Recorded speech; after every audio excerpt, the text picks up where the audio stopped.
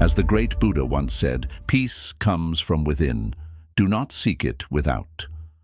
When life begins to hurt too much, our first instinct is to search outside ourselves for relief. We turn to people, distractions, noise, hoping something out there will take the pain away. But no matter how far we search, nothing truly eases the ache inside. You wake up feeling tired, not just in your body, but in your soul. You carry a smile that hides the storm, and every day feels like you're silently begging for peace, but no one really sees it. This is where Buddhism gently brings you home. It doesn't offer escape. It doesn't demand perfection. It simply shows you that the peace you're looking for, the healing, the strength, the clarity, it's already within you, beneath the pain, beneath the noise, waiting to be seen. When life hurts too much, don't rush to fix everything outside. Turn inward, breathe, be still, because peace was never lost. It was just buried under all the things you thought you had to carry. 1. Life is not supposed to be constantly happy. It's supposed to be real. From the moment we are children, we are fed the idea that happiness is the goal of life. We see it in movies, in books, in advertisements, smiling faces, perfect relationships, success stories. It's as if the world is trying to convince us that happiness is not just desirable, it's expected. That if you work hard enough, look good enough, and make all the right decisions, you will eventually arrive at a place where you're always smiling, always content, always winning. And so we begin to chase this dream of permanent happiness, like a mountain peak we think we can reach and never come down from.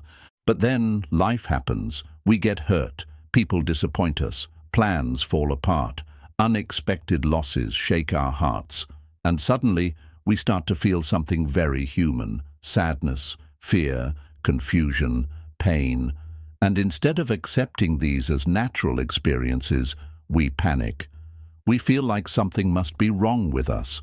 We start comparing ourselves to others who seem happier. We wonder what we're doing wrong. Why are we not constantly smiling like everyone else? But the truth is, those people we compare ourselves to are also struggling, also aching, also carrying burdens that you cannot see. They are simply hiding it better, or pretending better, or numbing better. Buddhism doesn't promise a life of non-stop bliss. It doesn't sell illusions. It offers truth. And the truth is this: life includes joy, yes, but also sorrow. Peace, yes, but also struggle. Gain, yes, but also loss. And all of it is part of being fully alive. Emotions are like the seasons. They change, they cycle, they come and go. Nothing stays forever, not even happiness. And that's not a problem. It's the design of nature.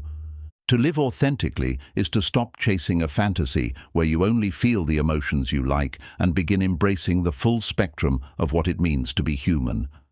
Real strength is not found in how often you smile, but in how honestly you feel. Not in pretending to be okay, but in showing up fully for your life, even when it's messy, painful, or uncertain.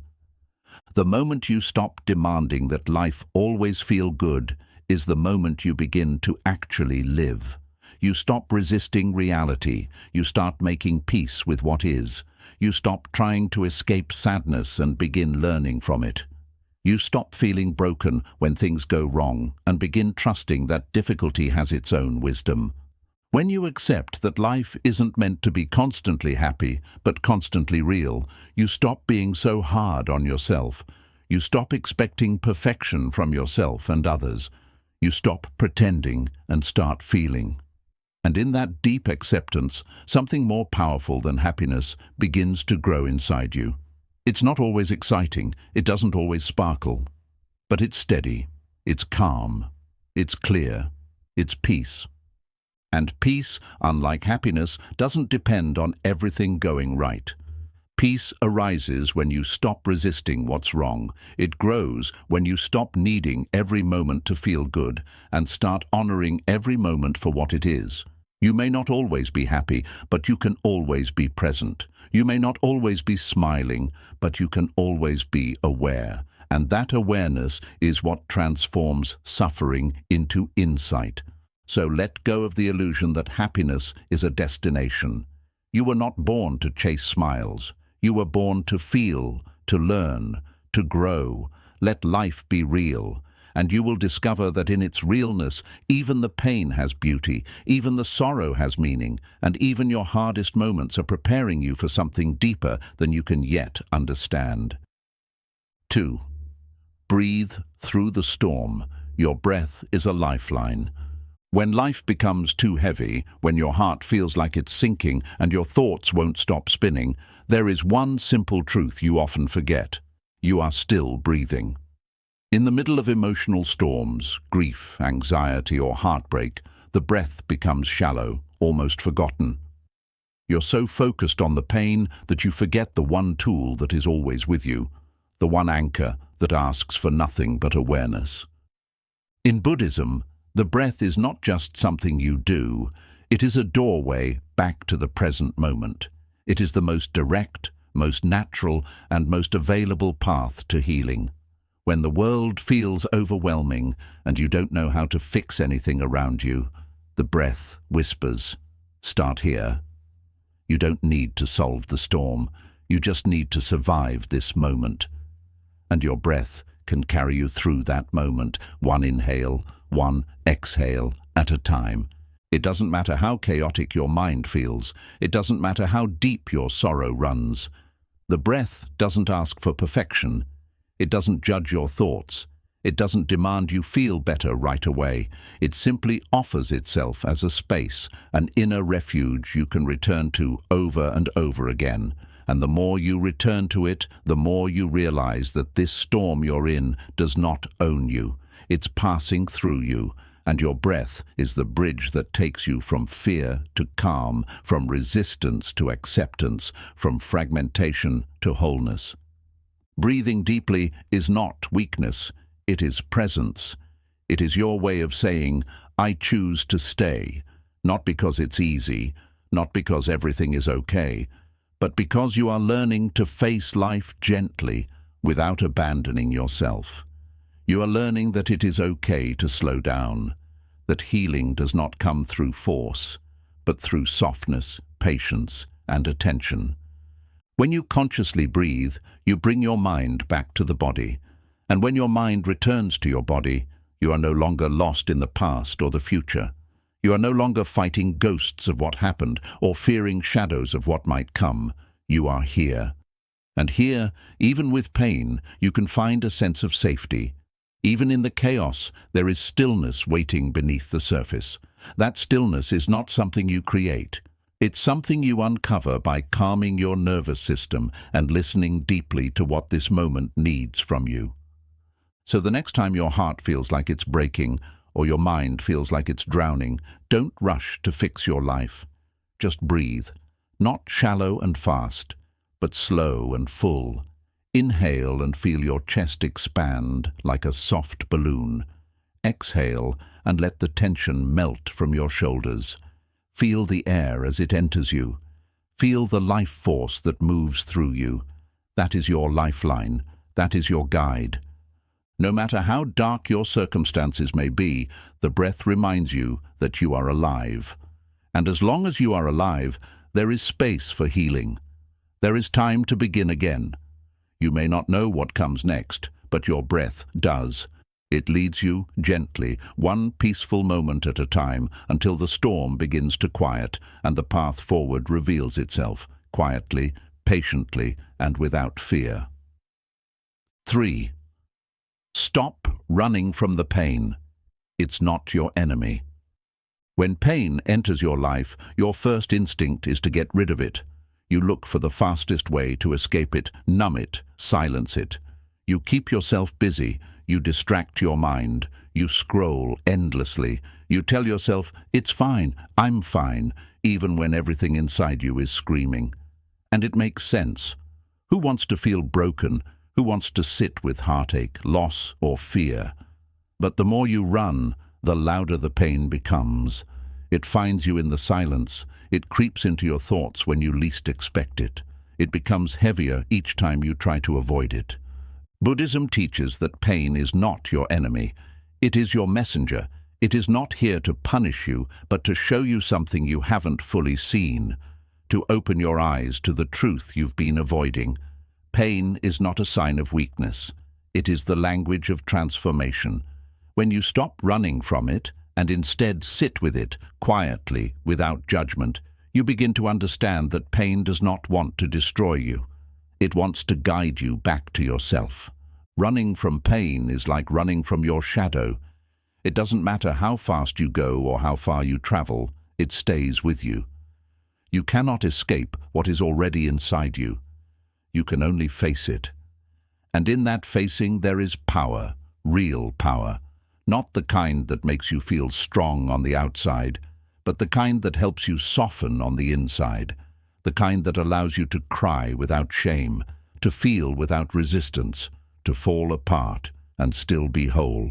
Sitting with pain doesn't mean you give up or drown in sorrow. It means you stop pretending. You stop lying to yourself about what you feel. You become honest. You sit in a quiet room, place your hand on your chest and ask, what is really going on inside me? And then you listen, without trying to fix it, without trying to control it. You listen as if you were listening to a wounded child. Because that's what pain often is, parts of you that feel abandoned, unheard, misunderstood. When you stop running and simply allow the pain to speak, it tells you what needs healing. It shows you the fears you've buried, the grief you've denied, the old wounds you've never addressed.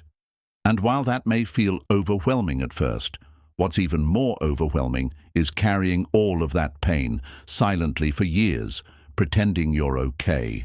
That silent burden, unseen, unspoken, is what truly breaks you. Not the pain itself, but your refusal to face it. And here is the truth many people never tell you. Facing pain doesn't make it worse. It makes it lighter. The moment you sit with it, its power begins to shift. It stops being a shadow chasing you and starts becoming a fire transforming you. You begin to see its purpose. You begin to realize that the hurt you feel is part of your human journey, that your soul is not being crushed, it's being reshaped. Yes, it will be uncomfortable. Yes, you may cry more than you ever have, but those tears are not weakness. They are release. They are the body's way of letting go of years of silent pain. And when the crying slows and the storm passes, you begin to feel something new, a strange calm, a quiet clarity, not because the pain is gone, but because you are no longer afraid of it. When you stop running from the pain, you stop running from yourself. You begin to accept that you are allowed to hurt, that you don't need to hide your suffering behind a smile, that healing doesn't come through resistance, it comes through surrender, and in that surrender, your pain becomes sacred. It becomes a teacher, a sculptor, a purifier. It carves away the illusions you once clung to and brings you face to face with your truth. Pain is not your enemy. It is your mirror. It shows you what matters. It reveals what needs healing. And if you are brave enough to stop running, it will lead you, not to destruction, but to rebirth. So sit down. Breathe deeply. Let the ache speak. You don't have to fight it. You only have to feel it. And in feeling it, you begin the most important journey of all, the journey back home to yourself. 4. Attachment to what's gone is the root of suffering. One of the hardest truths to accept in life is that things change, and sometimes they never go back to how they were. People you loved leave, moments you cherished fade, places that once felt like home become strangers to you. You look at the past and long to return, thinking, if only I could go back, if only I could have one more moment, if only things had turned out differently. This is the quiet beginning of suffering, the place where attachment is born. Attachment doesn't mean love, it doesn't mean appreciation. Attachment means clinging. It means holding on to something so tightly in your heart that you become afraid to lose it, even after it's already gone. Buddhism teaches that suffering doesn't come from the loss itself, but from the way we resist that loss. We hold on to what no longer exists in the present. We carry memories like burdens, trying to relive them, trying to keep them alive through force, through longing, through mental repetition. And in doing so, we keep ourselves trapped, not in reality, but in what once was. When something or someone we love is taken from us, the pain is real. Grief is natural, sadness is human, but attachment turns that natural pain into prolonged suffering. We don't just feel the sadness, we keep reopening the wound by replaying the story. We ask ourselves endless questions, we blame ourselves, we build fantasies of how things could have been, and in this cycle, we forget to live. We stop seeing the beauty of the moment we are in because our eyes are fixed on a door that has already closed. Letting go is one of the most difficult practices in Buddhism because it requires complete honesty with yourself. It asks you to admit that no matter how deeply you loved, no matter how much something meant to you, it is no longer here in the same form. And instead of trying to drag the past into the present, it asks you to release your grip. Not to forget, not to erase, but to stop resisting the natural flow of life. Everything you've ever experienced was never meant to last forever. It was meant to teach you something, to touch you, to shape you, and then to pass. When we attach ourselves to what's already gone, we don't just suffer, we stop growing. We freeze ourselves in time, and the longer we stay attached, the more we disconnect from the life that is still unfolding around us. Letting go doesn't mean you stop loving someone. It doesn't mean their memory disappears. It means you stop holding them hostage in your heart. You allow them to rest. You allow yourself to rest. You allow life to take its next breath through you. Think of your attachments like trying to hold water in your hands. The tighter you grip, the faster it slips through your fingers. But when you open your hands, when you release the tension, the water gently rests in your palms. That's what letting go does. It doesn't take away the love or the memory, it just removes the suffering caused by resistance. You are allowed to miss what you've lost. You are allowed to cry over it, to honor it, to remember it. But you are not meant to live in that memory. You are meant to carry the lessons forward, to use what you felt to deepen your compassion, to widen your understanding of life, to soften the parts of you that had grown too rigid in control. Letting go is not the end, it is the beginning of healing. The Buddha said, "You only lose what you cling to," and sometimes what you're clinging to is not even the person or the thing, but the idea of what it meant to you. You are clinging to the meaning you gave it, and when you release that meaning, you open the door to new experiences. You allow your heart to receive again. You give yourself permission to move, to breathe, to feel the fullness of life, even with a scar on your heart. So ask yourself, gently and honestly, what am I still holding onto that no longer serves me? What memory have I turned into a cage? What part of my past am I using to avoid living in the present? And when the answer comes, don't judge it, don't fight it. Just begin the process of loosening your grip. With every breath, let go a little more. Not because you're forgetting, but because you're remembering something deeper, that you are still here, and life is not done with you yet. Your story did not end with what you lost. It began again with what you learned, and from this space of release, something new can finally grow. 4. Attachment to what's gone is the root of suffering. There is a kind of pain that doesn't scream. It doesn't tear through your chest like grief in its loudest form. It's quieter, it lingers. It visits you in the middle of your day when a memory touches you like a soft ghost. It knocks on your heart late at night when you're trying to rest. This pain doesn't come from the loss itself. It comes from something deeper, something more subtle. This is the suffering that grows out of attachment. You see, loss is natural. It happens to all of us. People leave, relationships end, moments pass, seasons change. And deep down we know this. We've heard it before. Nothing lasts forever. But knowing that truth and accepting it are two very different things. The mind hears the wisdom, but the heart clings. And it's in that clinging, silent, stubborn, often invisible even to ourselves, that our true suffering is born. Buddhism teaches that all suffering is rooted in attachment. Not love, not connection, but attachment. That desperate inner grip that says, don't change, don't leave, stay the same, be mine forever. It's that quiet voice inside you that cannot accept that the people you loved are no longer here in the same way. That the life you once had, the dream you once held, the version of yourself you used to be, that all of it has shifted, dissolved, evolved. And yet you keep trying to pull it back, like trying to hold on to smoke. You might say to yourself, but I loved them, I cared, how can I let go? And the answer is, letting go is not the opposite of love. In fact, it's the highest form of it. Letting go means you are no longer demanding that something or someone stay just to comfort your fears. Letting go is releasing the illusion of control and surrendering to the truth that life is impermanent, ever-changing, and outside of your grasp. When you are attached, you live in the past. You replay conversations in your head. You analyze what you could have done differently. You hold on to objects, pictures, words, anything that gives you a sense of connection to what once was. But the more you hold, the heavier your heart becomes. You stop living in the moment. You stop noticing the beauty that is still around you. You become so consumed by what's gone that you lose sight of what remains. There is no peace in clinging, no freedom in holding tightly to something that has already slipped away.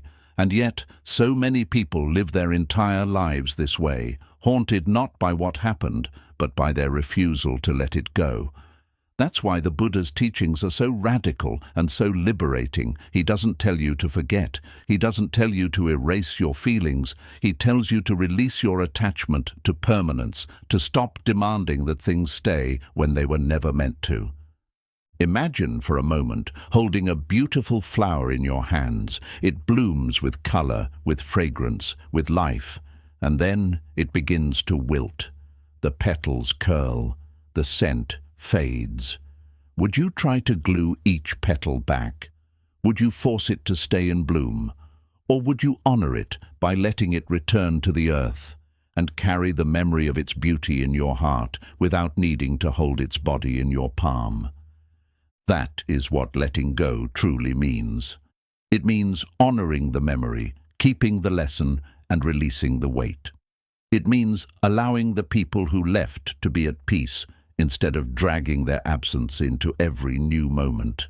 It means trusting that even though something ended, your story didn't. You are still here, you are still evolving, and your life still has more beauty to unfold, but only if your hands are free to receive it. Letting go does not erase your connection. It doesn't invalidate your love. It doesn't mean what you had wasn't real.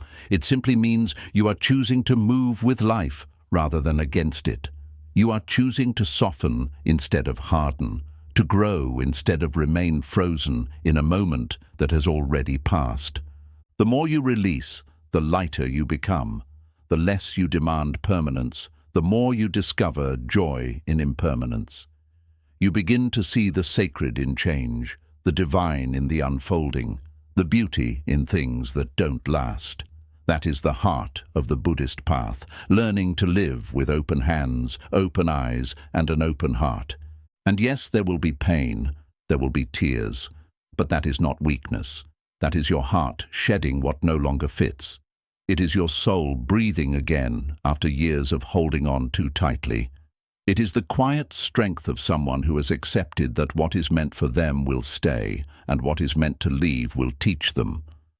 So ask yourself today, gently and without judgment, what am I still holding on to that no longer serves me?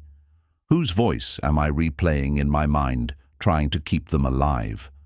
What old version of me am I still attached to, afraid to let go of? And what would it feel like? What would it really feel like to finally loosen my grip? Letting go is not an event. It is a daily practice, a quiet surrender, a soft exhale, and with every breath you take, you can begin again. You can unclench your heart, open your hands, and whisper to the universe, I am ready. I am not afraid to feel. I am not afraid to release. I trust the flow of life. I trust that what has ended has made me who I am, and I am ready to keep becoming. 5. Stillness is strength, not weakness. In a world that glorifies noise, movement, urgency, and relentless activity, stillness is often misunderstood. People think that if you are quiet, you are passive. If you are not reacting, you are weak. If you pause, you are falling behind. But Buddhism teaches something profoundly different. It teaches that stillness is not the absence of power. It is the highest expression of it. In fact, it is in stillness that true wisdom, healing, and strength begin to awaken. Look at nature. The strongest trees do not scream when the wind blows. They stand tall and firm in silence. The most powerful mountains do not shake at every thunderstorm. They endure. The calm surface of a still lake reflects the sky with perfect clarity. This is the power of stillness. It does not compete. It does not panic. It simply is, and in that presence, it becomes unshakable. Most of us are trained to react quickly, to respond to every insult, to answer every challenge, to prove ourselves, to be seen. But what if strength wasn't about reacting? What if real strength was the ability to not react, to watch, to wait, to choose your next move with clarity rather than impulse? What if silence, instead of being interpreted as weakness, was actually your greatest weapon against chaos? Stillness does not mean doing nothing. It means doing one thing, being completely present with yourself. It means stepping away from the noise of others' opinions, the pressure of the world's expectations, and the endless demands of your own mind. It means making space inside yourself where thoughts can rise and fall like clouds without controlling you. It means sitting down, breathing deeply, and saying to the moment, I am here. I am not afraid to be with what is. It is in stillness that you begin to see clearly. When the mind is agitated, everything becomes distorted. Pain feels bigger. Fear becomes louder. Problems seem impossible. But when you become still, it's like the surface of a muddy pond settling. What was murky becomes clear. What was confusing becomes simple. What felt unbearable becomes manageable. The Buddha often retreated into silence, not because he was avoiding the world, but because he was returning to the truth within himself. He knew that clarity doesn't come from constant talking. Peace doesn't come from endless doing. Insight comes from quiet observation, from looking inward without judgment, from allowing life to speak to you in the spaces between thoughts. When you are still, you notice things you couldn't see before. You begin to realize that not every problem needs an immediate solution. Not every criticism needs a defense. Not every emotion needs to be acted upon. You see the rise and fall of your fears, the waves of your anger, the flickers of your longing, and instead of becoming them, you observe them. You hold space for them without letting them take over. And in that awareness, you reclaim your power. Stillness also teaches you patience. In a world that rushes everything, success, healing, love, stillness reminds you that good things unfold in their own time. A flower doesn't bloom by force. The sun doesn't rise any faster because we're in a hurry. And your own healing will not deepen through pressure. It will deepen through space, through gentleness, through allowing. There is a kind of courage in choosing to be still when everything in you wants to fight, flee, or fix. There is bravery in choosing to pause when your mind screams for action, because in that pause you break the cycle, you step out of unconscious reactions, you begin to respond to life, not from fear, but from presence, from balance, from clarity. This is not weakness, this is mastery. Stillness also gives you the chance to hear something sacred, your own inner voice, that soft, wise voice that gets drowned out by all the mental chatter. When you create silence within, you begin to hear the whisper of your own soul. And often it is not telling you to do more, it's telling you to let go, to rest, to trust, to simply be. And yes, being still can be uncomfortable at first. It means facing your thoughts, your emotions, your loneliness, the things you've been avoiding. But the discomfort is temporary. What lies beyond it is freedom. Because when you no longer fear stillness, you no longer need to run. And when you no longer need to run, you finally start to feel at home in yourself. In Buddhism, meditation is not about becoming someone new. It's about realizing you already are what you've been searching for. Stillness isn't a technique. It's a way of returning to the breath, to the moment, to the quiet, knowing that you are enough, that you don't need to perform to be worthy, that your value is not in how fast you can move, but in how deeply you can be present. So the next time life pushes you, don't always push back. Sit down, breathe, close your eyes, and instead of reacting, become still. Let the world swirl around you if it must, but you stay grounded like the mountain. Let the storm pass through you, not take you with it. Let the silence become your sanctuary, and in that silence you will find something that no one can give you and no one can take away. Your inner strength, your clarity, and your unshakable peace. 6. You are not the pain, you are the one aware of it. When pain arrives in your life, it often feels like it takes everything. It takes your peace. It takes your energy. Sometimes it even feels like it takes your identity. You begin to see yourself through the lens of your suffering. You stop saying, "I am going through a hard time," and instead whisper, "I am broken." You stop thinking, "This sadness is heavy," and instead internalize, "I am the sadness." Without even realizing it, you begin to merge your entire sense of self with the pain you feel. And this is where suffering begins to multiply, not in the original wound itself, but in the way we attach our identity to it. Buddhism offers a radical and deeply liberating insight. You are not your pain. You are not your fear. You are not your grief, your regret, your anxiety, your rage. You are the awareness behind all of it. You are the space in which it rises. You are the sky, and these emotions are only passing weather. Think of a storm rolling across the sky. Thunder crashes, rain pours, lightning strikes. For a moment it feels like chaos, but the storm always passes. The sky is not destroyed, it is not stained, it remains silent, open, unchanging in its essence. This is your true nature. You are the sky, not the storm. But when you forget this, when you start identifying with the storm, you suffer. You say, "I am the darkness," instead of seeing that darkness is simply moving through you. This teaching is not just philosophy, it is a practical shift in perception that can free you from years of emotional imprisonment. You may feel anxiety, but you are not anxiety. You may carry deep wounds, but you are not a wound. You are the consciousness witnessing the experience of pain, not the pain itself. The mind, however, is conditioned to label everything. When you feel sadness, it immediately says, "I am sad." When you feel lost, it says, "This is who I am now." But there is a moment, if you are present enough, where you can pause before that label takes hold. You can observe the emotion as if it were a visitor knocking at your door. You don't have to become it. You don't have to invite it in forever. You simply acknowledge its presence. This is the essence of mindfulness.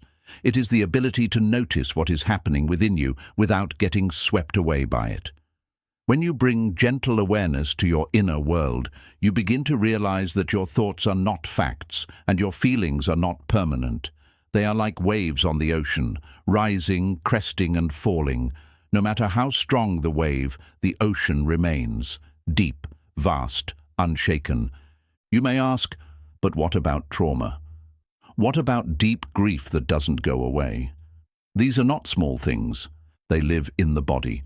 They echo in the mind.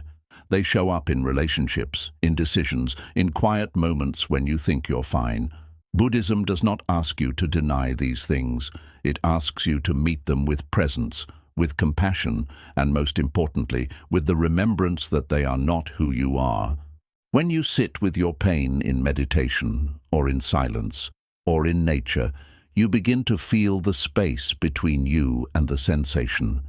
You begin to recognize the part of you that is untouched, even by the most intense suffering.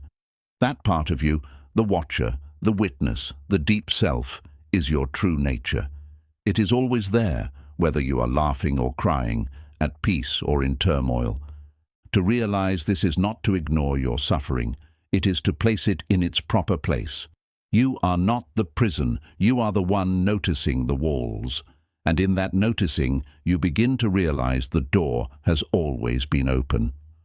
One of the Buddha's greatest insights was that suffering is inevitable, but identification with suffering is optional. Pain will visit every human being. No one escapes it. But how we relate to that pain determines the quality of our life. If you believe the pain is your identity, you become its prisoner. But if you see the pain as a visitor, you can bow to it, learn from it, and let it pass. This shift is not instant. It is a practice. Every day you will be tempted to slip back into old stories. I'm not enough. I'll never heal. I am damaged. These thoughts will come. They are part of the human experience. But with mindfulness, you begin to catch them.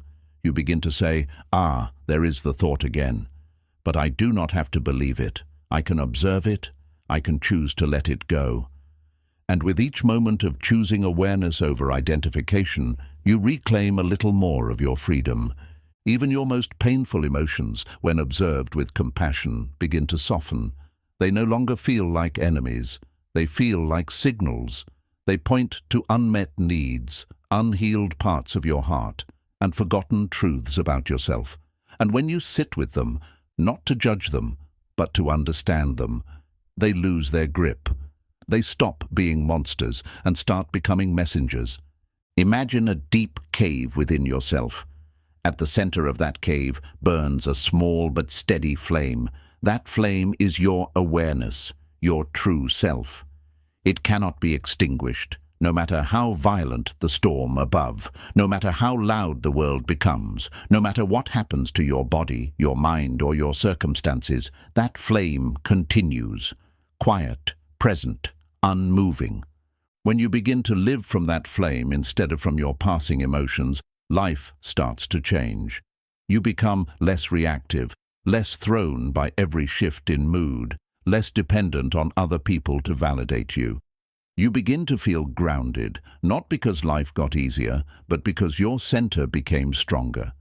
The world may still be difficult. Challenges will still come, but you will face them differently. You will walk through them with the quiet confidence of someone who knows, I am not what is happening to me.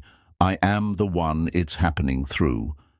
This realization is not arrogance. It is humility in its truest form. It is saying, I am not these temporary roles. I am not this temporary body. I am not these swirling thoughts. I am something deeper, something eternal, something sacred. The journey to this awareness is not a straight line. Some days you will forget. You will feel consumed by emotion. You will collapse into old identities, but that's okay. Each time you remember, each time you return to presence, you build the muscle of awakening. You deepen your roots. You strengthen your connection to the part of you that cannot be broken. You are not broken. You are becoming aware of your wholeness.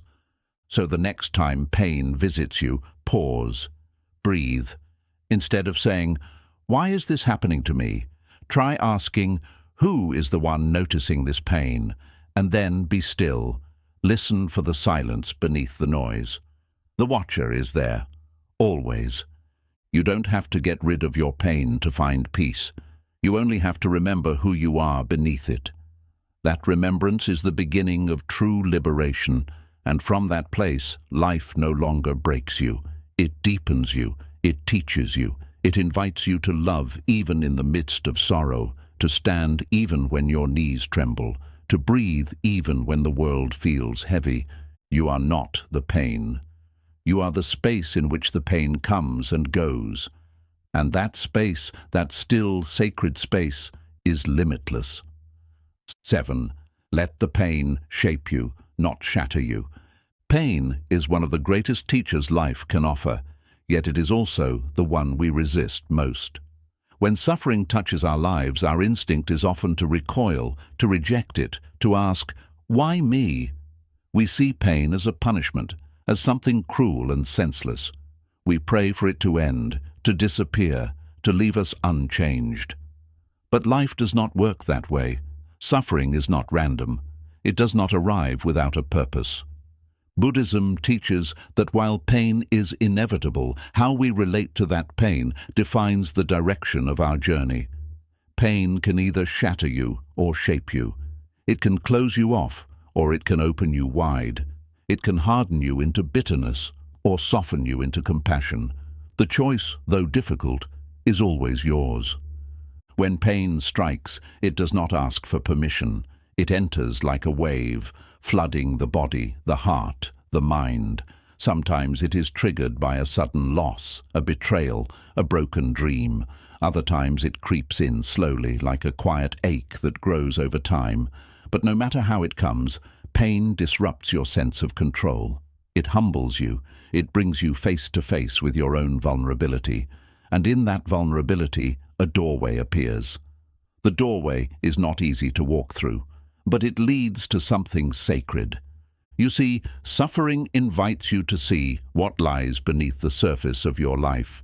When everything is comfortable, we often live on autopilot. We chase distractions, routine pleasures, surface-level goals.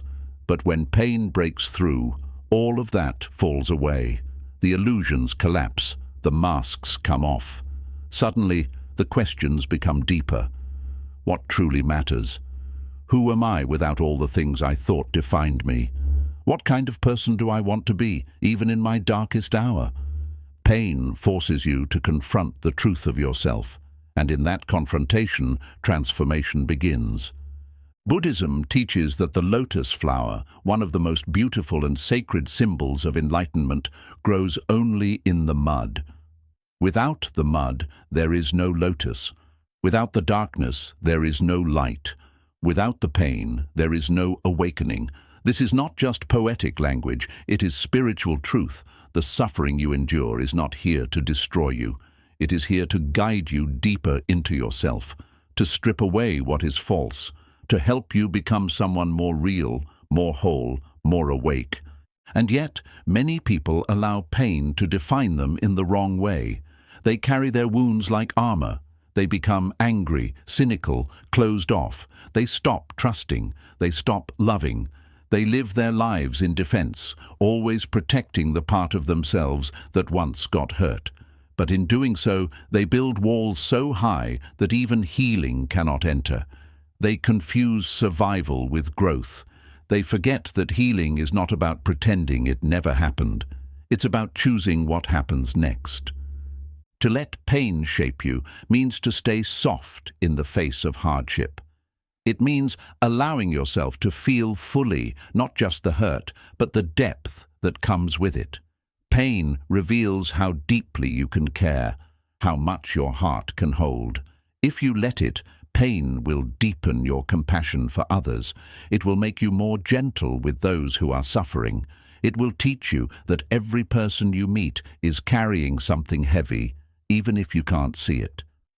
To be shaped by pain is not to glorify suffering. It is to honor the fact that suffering can be used as fuel for growth. It is to take the ashes of what was burned in your life and build something meaningful from them. The loss, the failure, the heartbreak, they don't have to be the end of your story. They can be the beginning of a wiser, more grounded chapter, but only if you let the pain teach you instead of allowing it to make you bitter. The truth is, pain brings up everything that was buried. It exposes fears you didn't know you had. It reveals insecurities you thought you had hidden. It touches wounds from the past that were never healed. And though it can feel overwhelming, this exposure is a gift. You cannot heal what you refuse to see. You cannot transform what you will not face. Pain brings the hidden into the light. And once it is in the light, you can work with it. You can breathe into it. You can hold it with love. And slowly, you can begin to release it. There is a Buddhist teaching that says suffering is like being shot with 2 arrows. The first arrow is the pain itself, the situation, the event, the heartbreak. The second arrow is how we respond to it, our resistance, our self-blame, our anger, our fear. While we may not control the first arrow, we always have a choice about the second. We can let it harden us, or we can allow it to soften us. We can tighten in resistance, or we can breathe into acceptance. And it is in that acceptance, not resignation, but deep presence, that healing begins. Letting pain shape you also means letting go of the idea that healing must be fast or clean. Healing is messy. It is non-linear. It is full of contradictions. Some days you feel strong. Other days you feel like you're back at the beginning. This is normal. This is human. Growth is not a straight line. It is a spiral. You revisit the same lessons, but each time from a deeper level. And each time you return, you bring more wisdom with you. The person you become after pain is not a weaker version of yourself. It is a more truthful one. A person who knows how to sit with discomfort, who knows how to listen to silence, who understands the value of tears, who has learned how to surrender control without giving up hope. This kind of person cannot be shaken easily, because their strength is not built on illusion. It is built on the courage to face life as it is. When you allow pain to shape you instead of shatter you, you also begin to see beauty in places you never looked before. You start to notice the stillness of a tree, the kindness in a stranger's smile, the miracle of your own breath. You begin to appreciate life. Not just the good days, but the ordinary ones, the quiet ones, the ones you used to overlook. This is one of the gifts of suffering. It returns you to the present. It wakes you up to the fact that every moment is precious. Every moment is a chance to begin again. You may think your scars make you less whole, but in truth they are part of your wholeness. They are the maps of where you've been. They are reminders that you endured, that you didn't give up, that even when the world tried to break you, you chose to stay. You chose to keep breathing. You chose to keep showing up. And that choice, made again and again in the face of pain, is a quiet form of greatness. Buddhism does not ask you to seek out suffering. It asks you to meet the suffering that finds you with presence, with compassion, with the understanding that this too is part of the path. Not an obstacle, but a gate. And beyond that gate is not more pain, but more depth, more clarity, more peace than you ever thought possible. So if you are hurting right now, if life feels too heavy, if your heart feels like it cannot carry one more loss, know this: you are being shaped, not shattered. This is not the end. This is a turning point, a chapter of refinement, a time of shedding the old so something new can rise. Don't rush it. Don't force it. Let the pain do its sacred work. Let it speak. Let it breathe. Let it be part of your becoming. And one day, not too far from now, you will look back at this moment with eyes that understand, with a heart that no longer bleeds, but beats stronger than ever. You will carry the wisdom of your pain not as a burden, but as a light for others. A reminder that the most beautiful souls are not the ones who never suffered, but the ones who chose to grow through it. Let the pain shape you. Let it teach you. Let it carve you into someone who walks this world, not with fear, but with grace. Not with a hardened heart, but with open hands. Not with anger in your voice, but with love in your silence. Let the pain shape you, not because you wanted it, but because you were brave enough to let it. And in doing so, you will not just survive, you will awaken. 8. The silent power of acceptance is greater than control. There is a quiet truth in this life that many people never discover, not because it is hidden, but because it is too simple, too still, too humble to be noticed by a mind constantly seeking control. That truth is this: acceptance is more powerful than control. The world tells you to fight, to push, to fix, to change everything that doesn't feel good, everything that doesn't go your way. But Buddhism invites you into a different kind of strength, a strength that doesn't shout, a strength that doesn't resist, a strength that rises not from force, but from letting go. To understand this, you must first look deeply at your own suffering. Where does it come from? Is it always the event itself that causes your pain? Or is it your refusal to accept that the event happened at all? Think of the heartbreak that lingers not just because someone left, but because you can't accept that they're gone. Think of the stress that grows not from what is, but from your insistence that it shouldn't be this way. The mind clings, it demands, it argues with reality, and in doing so, it creates a storm far greater than the situation itself. Buddhism teaches that suffering is not born from pain, it is born from resistance to pain. Pain is inevitable. You will lose, you will grieve, you will face illness, you will experience disappointment. These are the natural experiences of life, but resistance, fighting what is optional, and it is in this space between what has happened and how you relate to it that your power lives. Acceptance does not mean you approve of what happened. It does not mean you don't care. It does not mean giving up or giving in. It means seeing clearly. It means no longer wasting energy trying to change what already is. It means you stop arguing with the moment and instead choose to meet it as it is, with clarity, calm, and compassion. To accept something is not to lose your power. It is to stop losing it. When you resist life, you are at war with it. You tense your body, you clench your jaw, you harden your heart, and the very peace you are trying to find becomes impossible to reach. But when you breathe into acceptance, everything begins to soften. You stop trying to control the river and instead learn to float with it. You trust that even if the current feels strong, you're still being carried somewhere. Somewhere you may not understand yet, but somewhere you were always meant to go. Consider a tree in winter. The cold arrives, the leaves fall, the sky turns grey, but the tree does not resist. It does not scream at the wind. It does not try to glue its leaves back on. It simply stands, silent, accepting, trusting that spring will come in time. And because it does not waste energy resisting the season, it survives it. It remains rooted, and in its time, it blooms again. That is the wisdom of nature. That is the wisdom you must remember.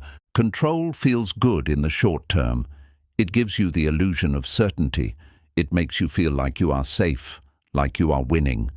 But in reality, control is fragile. Life does not obey your plans. People do not follow your expectations. And when control slips through your fingers, as it always does, you are left anxious, fearful, broken. Acceptance, on the other hand, may feel powerless at first. It may feel like surrender, but over time, it reveals itself to be the strongest ground you can stand on, because it does not depend on anything going your way. It is peace that is not tied to outcome. So many of us live in a constant state of internal resistance. We wake up wishing we felt different. We carry anger over things we cannot change. We revisit old memories trying to rewrite them. We build entire futures in our minds and then fall apart when reality takes a different path. But what if, instead of trying to control the uncontrollable, you learned to relax into the truth of what is? This does not mean you stop growing. It does not mean you stop working to improve your life, but it means that even as you move forward, you accept the moment you are in. You accept the place you're starting from. You stop rejecting the present as a mistake. And when you do, a kind of magic begins to unfold. You begin to feel less tense, less afraid, less scattered, because now, instead of fighting life, you are walking with it. Acceptance is also the foundation of compassion. When you accept your own pain, without judging it, you become more able to hold space for the pain of others. You stop trying to fix people. You stop trying to save them from their emotions. You simply sit with them. You say, "Yes, this is hard. Yes, this is real, and I'm here with you in it." This kind of presence, gentle, open, free of judgment, is one of the most powerful gifts you can offer, and yet acceptance is often misunderstood. People think it means passivity, that if you accept something, you are okay with it. But this is not true. You can accept a feeling while still choosing to act wisely. You can accept a situation while still working to improve it. You can accept your anger, your grief, your fear, and still choose not to let them guide your actions. Acceptance is not the end of action, it is the end of reaction. It creates space so you can respond with intention rather than reflex. The Buddha himself faced suffering. He saw sickness, aging, death. He did not run from it. He did not try to control it. He looked at it directly. He sat with it. He accepted it as part of the human condition. And through that deep acceptance, he found freedom, not from pain, but from the need to resist it. This is the path he offered to all of us, not to escape life, but to embrace it so fully that suffering loses its grip. When you practice acceptance, you begin to notice how much energy you used to spend on things you could never control. You begin to reclaim that energy, and suddenly you have more space to breathe, more space to listen, more space to love. Your life becomes less about forcing and more about flowing, less about proving and more about being. Try this the next time you feel overwhelmed. Pause. Breathe. Instead of asking, "How do I fix this?" ask, "Can I accept that this is what's here right now?" Don't rush to change it. Don't rush to solve it. Just be with it, even if only for a few breaths. You will be amazed at what happens when you stop fighting and start observing. The situation may not change, but your relationship to it will, and that changes everything. Acceptance does not mean pain disappears, but it does mean the pain becomes lighter, because now you are not adding layers of resistance to it. You are not saying, "This shouldn't be happening." You are saying, "This is happening, and I will face it with open eyes." That shift from resistance to presence is the foundation of true inner peace. Some of the most peaceful people in the world are not those who had easy lives, but those who learned to accept life as it came, who faced grief with grace, who held space for their sadness without needing to hide it, who embraced joy fully without clinging to it, who walked through uncertainty not with panic but with trust. These people were not lucky, they were present. They learned the silent power of acceptance, and it changed everything. So if you are tired of struggling, if your heart is weary from trying to control every piece of your life, come back to this truth. You were never meant to hold the whole world in your hands. You were only meant to meet this moment with love, with breath, with surrender. Let go of the illusion that things must go your way for you to be at peace. Peace is not found in control. It is found in the quiet courage to say, "I accept this. I do not resist it. I do not run from it. I meet it as it is." That is not weakness. That is not giving up. That is the deepest kind of strength. And when you begin to live from this space, not someday, but now, you will feel something shift. A calm you didn't know you were capable of. A stillness you had long forgotten. And in that stillness, you will discover that life, even with all its unpredictability, is not your enemy. It is your teacher, and it has been waiting for you to stop resisting so it can finally show you who you really are. You can be at peace without having all the answers. There comes a time in every life when the questions begin to multiply, when nothing makes sense anymore. You ask, why did this happen to me? What did I do wrong? When will this pain end? What is the purpose of all this? And sometimes the silence that follows can feel like an even deeper pain. You wait for clarity. You wait for closure. You wait for some moment when the chaos inside you suddenly transforms into understanding. But it doesn't come. At least, not in the way you expected. And you start to believe that peace is impossible until you finally figure everything out. But Buddhism whispers a different truth. Peace does not arrive when every question is answered. Peace begins the moment you stop needing the answers to feel whole. The human mind is addicted to explanation. It craves certainty. It wants to label everything, control everything, resolve everything into neat categories. But life does not obey those rules. It is vast, mysterious, messy, beautiful, and full of unknowns. Trying to understand it all is like trying to trap the wind in your hands. You may feel it, but you cannot hold it. And in the attempt, you exhaust yourself. There will be experiences that do not make sense, losses that come without warning, people who leave without reason, doors that close when you thought they were just beginning to open. You will cry out to the sky and receive no clear reply. And it is in those moments that you are faced with a choice. Will you spend your life searching for explanations that may never come, or will you allow yourself to rest in the mystery? To rest in the mystery does not mean giving up on seeking truth. It means recognizing that some truths cannot be rushed. That wisdom is not always a flash of insight. It is sometimes the gentle unfolding of years. It means learning to breathe even when the future is unknown, to soften even when the path ahead is unclear, to sit down in the darkness and trust that even here, even now, life is still holding you. There is a kind of peace that only comes when you stop fighting for control over the unknowable. A peace that says, I do not need to understand everything to live with grace. I do not need to have all the answers to be present. I do not need to fix the past to honor it.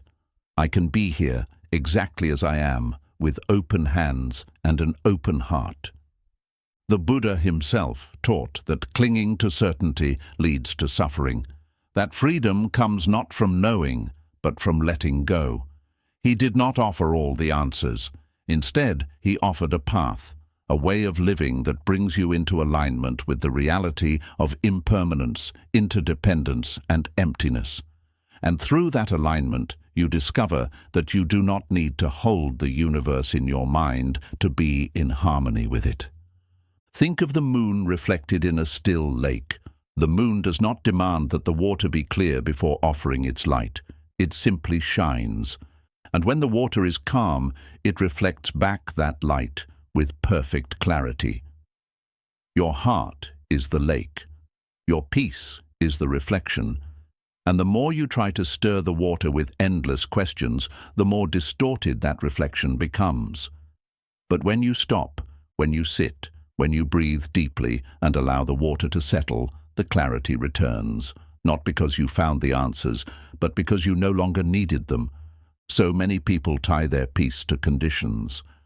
I'll feel okay when I get closure. I'll be happy when I finally understand why they left. I'll relax when I know what's going to happen next.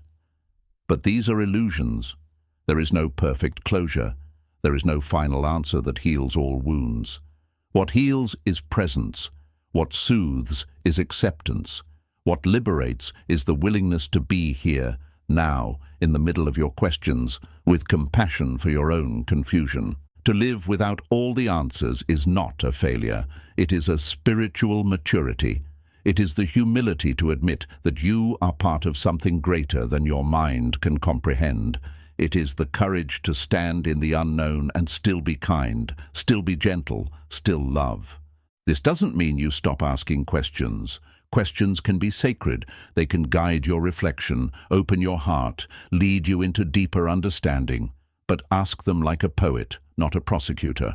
Ask them not to dominate life, but to dance with it. Be willing to ask without demanding, to seek without urgency, to trust that if an answer matters, it will reveal itself in time, not always in words, but sometimes in silence, in peace, in the feeling that even though nothing has changed, you are somehow okay. The path of not knowing is not empty, it is rich with wonder.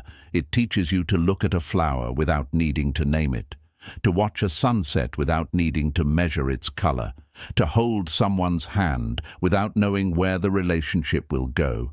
It teaches you that life is precious because it is fleeting, mysterious, unpredictable, and when you stop needing to solve it, you start truly living it. Think of the child who stares at the night sky, eyes wide with awe. They do not understand the cosmos. They do not know the science of stars, but they are at peace because they are present, because they are open, because they are not trying to own the sky, only feel it. That is the innocence we lose as we grow older. That is the innocence we must return to, not through ignorance, but through reverence. You can be wise and still not know. You can be healed and still not have every detail explained. You can be at peace, not because everything finally made sense, but because you finally stopped trying to force it to. Let your questions live like seeds in the soil of your heart. Some may blossom, some may remain beneath the surface, but they are alive, they are moving, and so are you. There is a rhythm to life that your mind cannot always grasp, but your soul can feel. Listen to that rhythm. Let it guide you. Let it remind you that peace is not waiting at the end of some long trail of answers. It is available right now in the space where you surrender your need to know. So if you are waiting for the perfect explanation to heal, stop waiting. Begin healing now. Begin by breathing into your uncertainty. Begin by saying, I don't know, and that's okay. Begin by trusting that you are still on the path, even if you can't see where it leads. The clouds may cover the mountain, but the mountain remains. Your peace is like that mountain, steady, silent, strong. The clouds of confusion may hide it for a while, but they will pass. The sun will rise. The path will reveal itself, not because you solved the puzzle, but because you learned how to walk, even when you couldn't see the full map. Peace is not found in knowing. It is found in trusting that you are not lost. Trusting that this moment is enough, trusting that even your questions are part of the unfolding. And most of all, trusting that the more you surrender the need for answers, the more life will speak to you, not in explanations, but in presence, in stillness, in love. You can be at peace without having all the answers. You can rest even in the mystery. You can smile even in the unknown, because you are not here to figure it all out. You are here to live it, fully, lovingly, one breath at a time. Healing doesn't mean forgetting, it means releasing the weight. When we think of healing, we often imagine a perfect ending, a moment where the pain is gone, where the memory fades, where the past no longer touches the present. We long for the kind of healing that erases the hurt entirely, that turns the scars invisible, that lets us wake up one day and say, it's as if it never happened. But this expectation, while understandable, is the very reason many of us never truly feel free. Because healing, real healing, is not about forgetting. It is not about pretending that something painful didn't shape you. It is not about wiping the slate clean as if you were never broken. Healing, in the Buddhist sense, is about transforming your relationship with the pain. It's not the absence of memory. It's the absence of resistance. It's the moment when the story no longer holds you hostage, when it becomes something you can carry, not as a burden, but as a quiet strength. There are moments in your life that will leave marks, people who left too soon, words that wounded, decisions you wish you could undo, chapters you weren't ready to close. These moments will not disappear simply because you wish they would. They are etched into the story of your life. But what you do with those moments, that's where healing begins. So many people believe they are failing to heal because they still remember, because they still feel, because there are days when the sadness returns, or the anxiety reawakens, or the anger resurfaces like a wave they thought had already passed. But Buddhism reminds us, the goal is not to delete your humanity, it is to meet it with compassion. Healing does not mean you never cry again. It means you no longer drown when the tears come. The weight we carry is not always the pain itself. Often, it is the story we build around it. I should be over this by now. I shouldn't have let that happen. Why can't I just move on? These thoughts become bricks, heavy, suffocating, layer upon layer of self-blame, shame, guilt, until healing feels like climbing a mountain that keeps growing taller every time we take a step. But what if the path forward is not up, but inward? What if healing begins not when you conquer the pain, but when you sit beside it?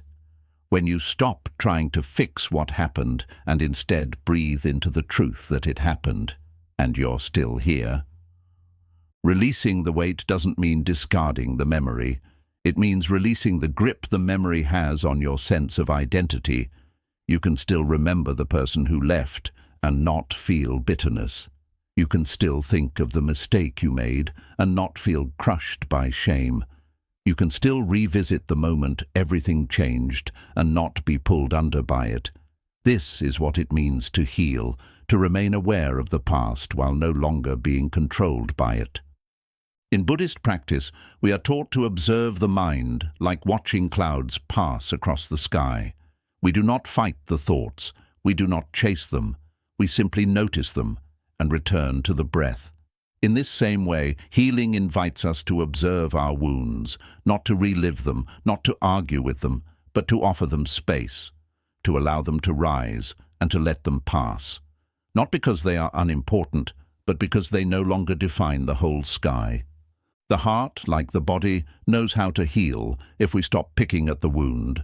But healing is a process of deep trust. You have to trust that letting go of the weight doesn't mean letting go of love. That moving on doesn't mean betrayal.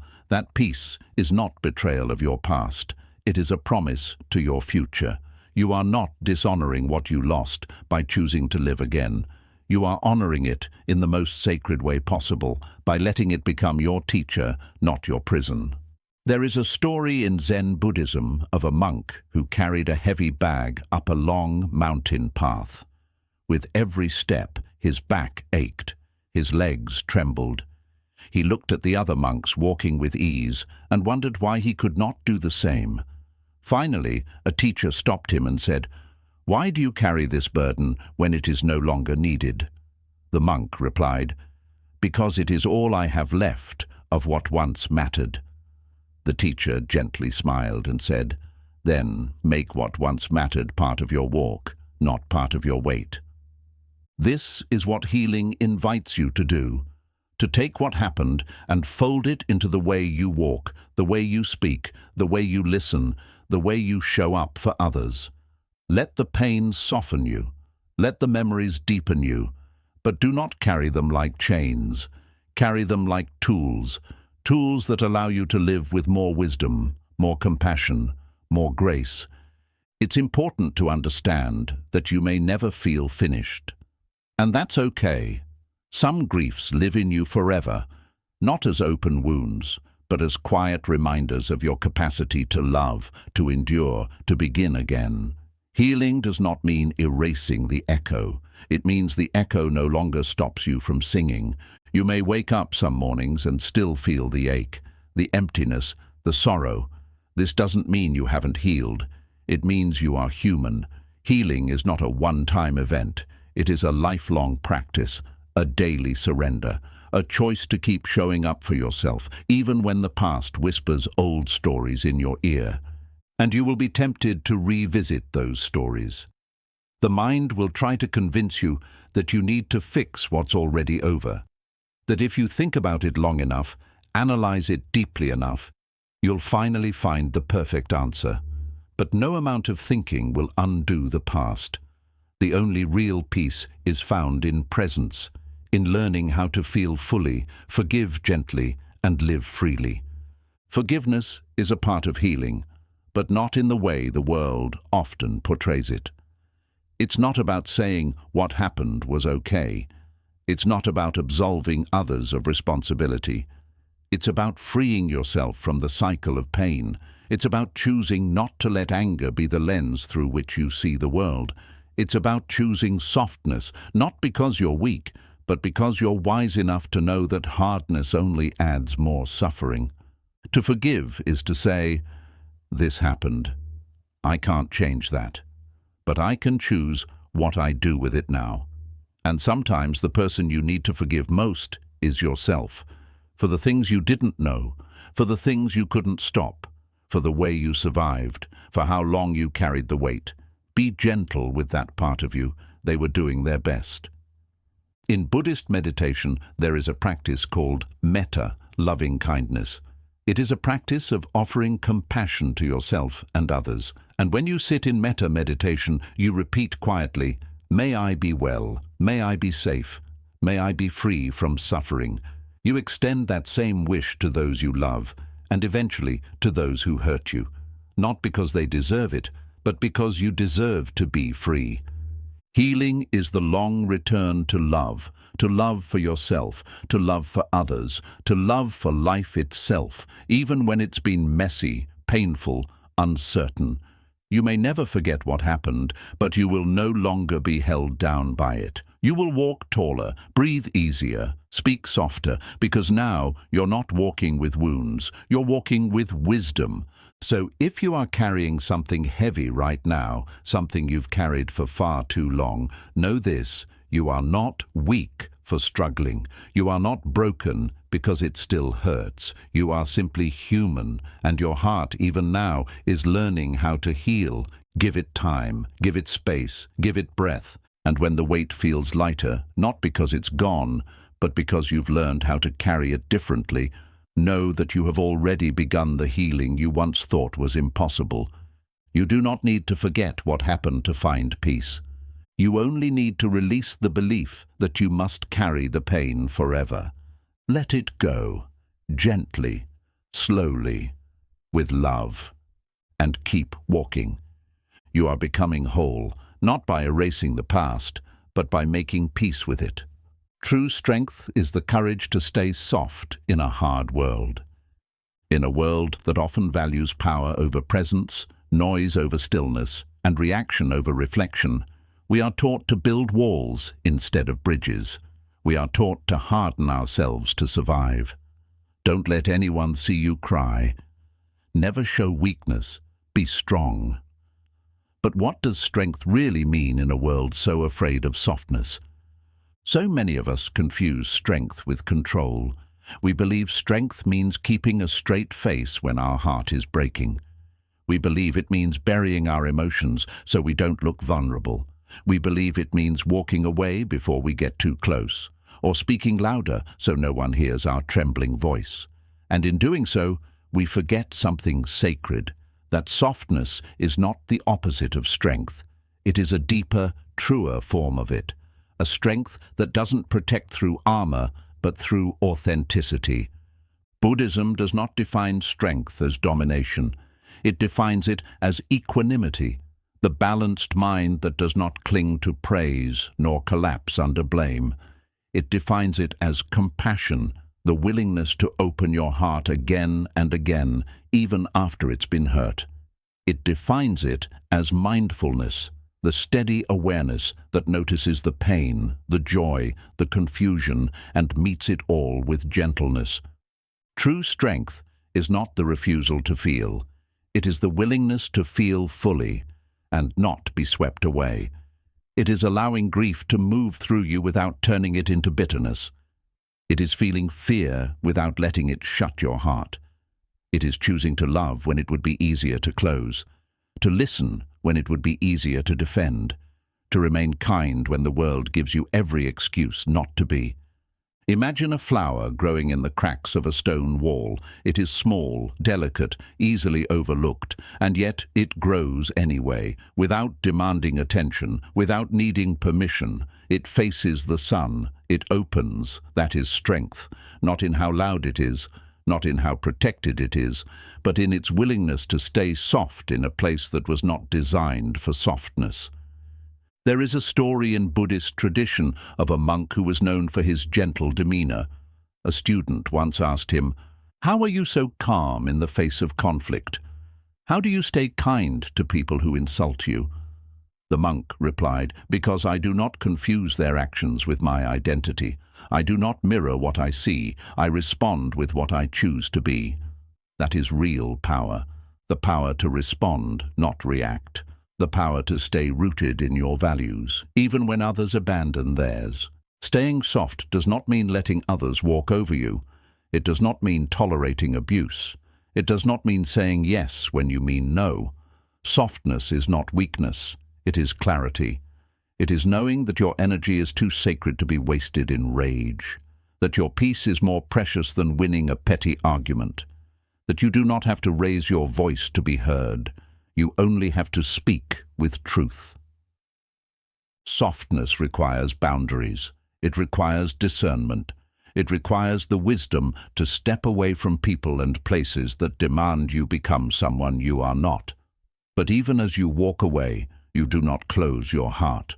You do not let pain turn you into someone unrecognizable.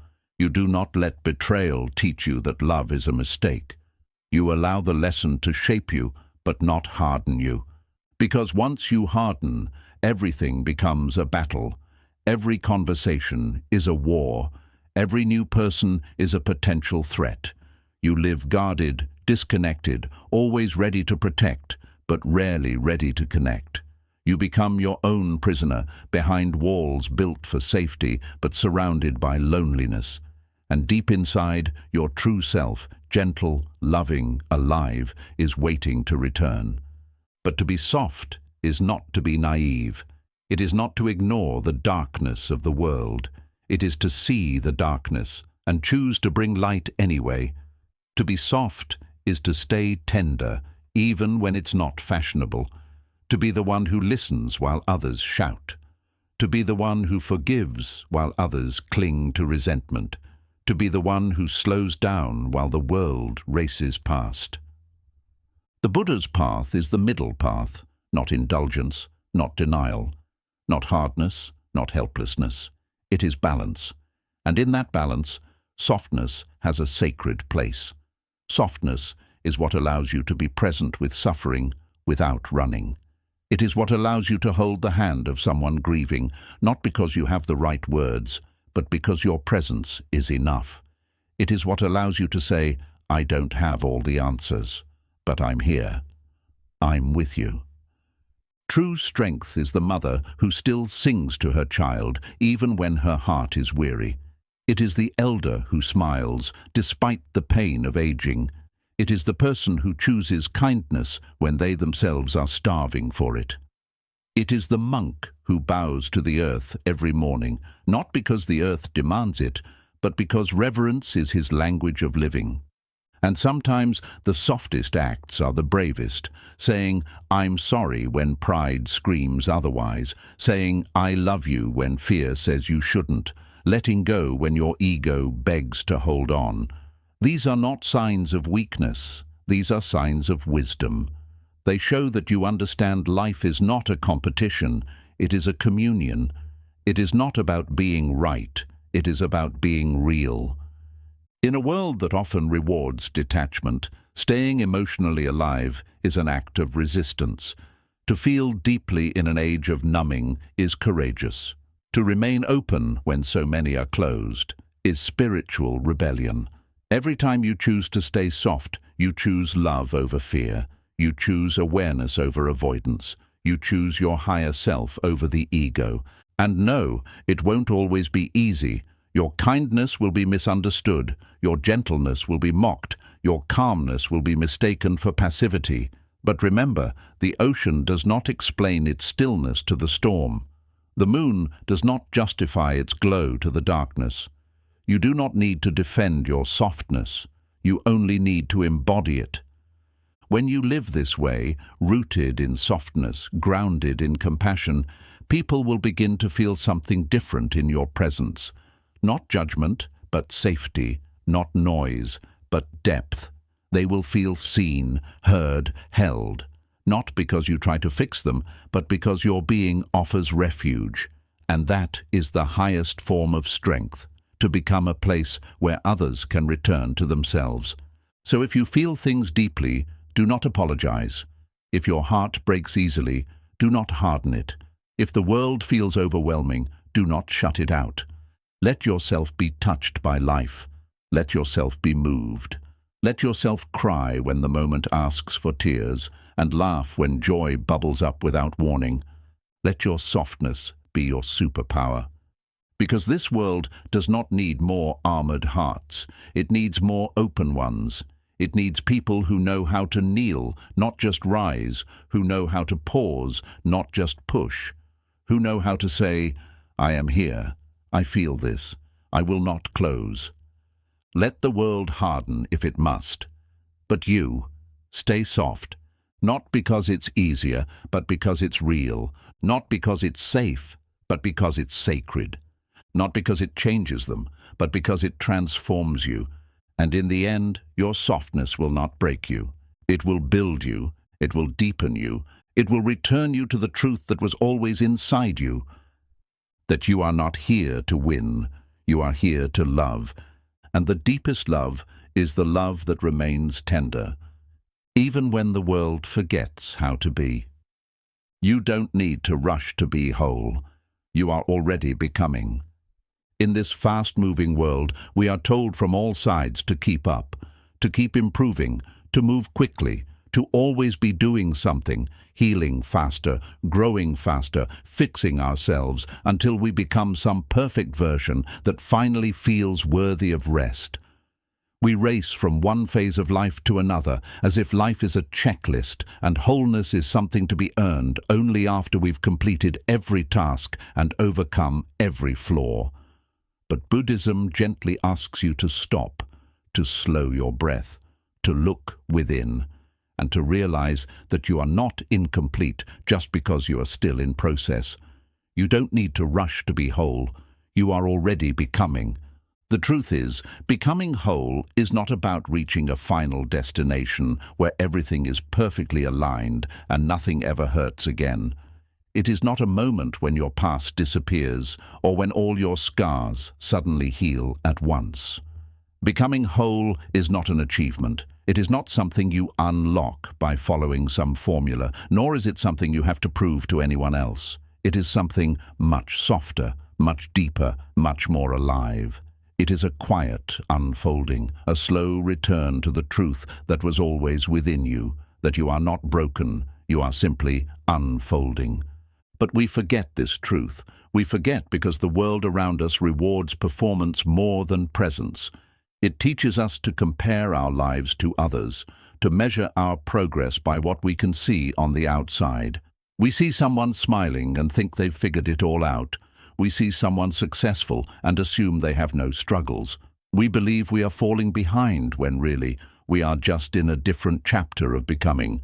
No flower blooms on demand, no mountain forms overnight, no tree grows tall without first spending years building invisible roots. Yet we expect ourselves to be fully healed, fully wise, fully certain before the season has even passed. We treat pain like a mistake instead of a teacher. We treat confusion like a flaw instead of a sign that our soul is asking for something deeper. And in doing so, we miss the sacredness of where we already are. Buddhism teaches that all things arise, change, and pass away. There is no final version of the self. There is only this moment, and the awareness you bring to it. You are not here to become a perfect being.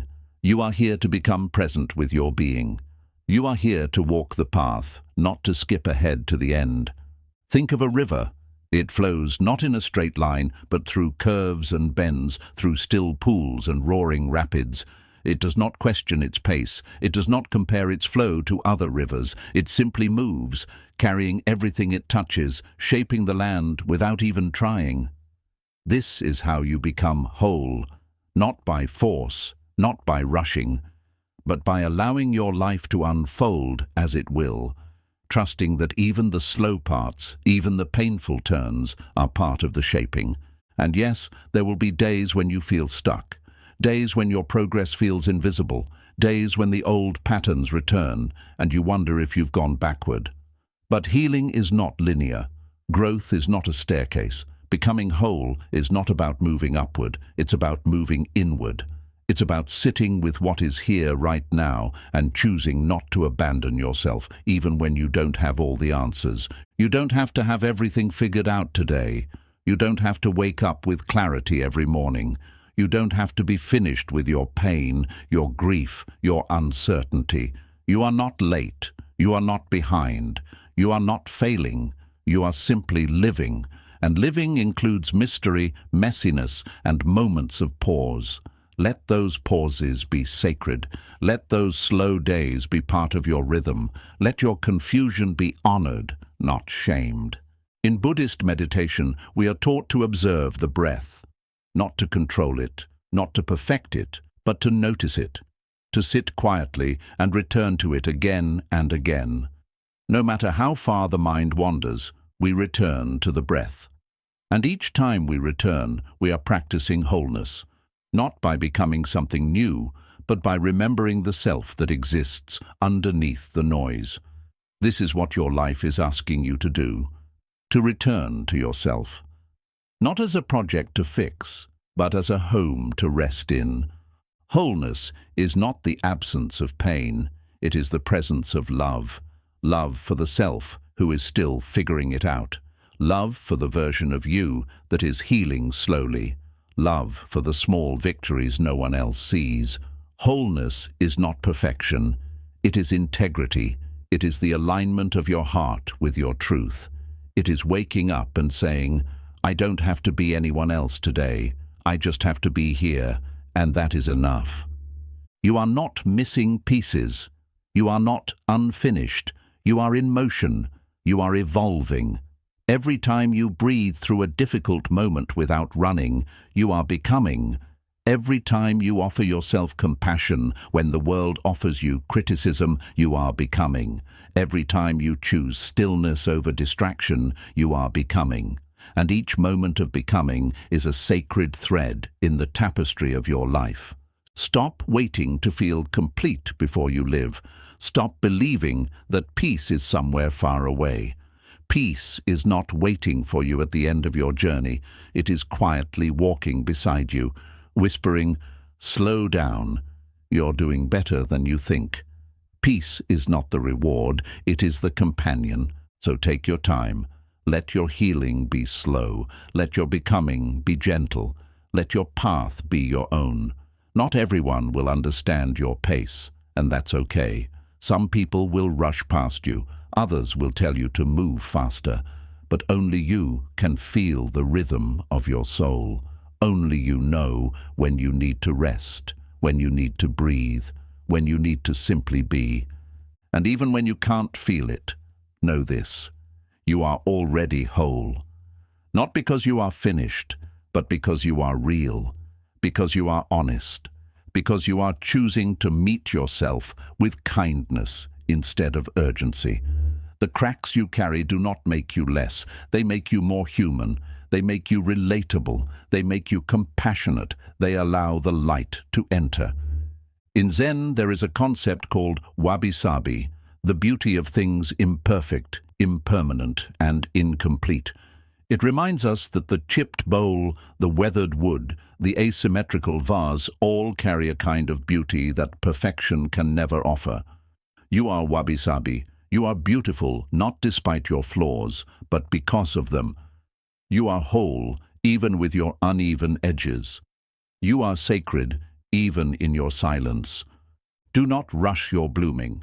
Some flowers open in the morning, others open at night. Some only bloom once in a lifetime. You do not need to match anyone's pace. You only need to honor your own. And in doing so, you will discover that there is a kind of peace that cannot be earned, only remembered.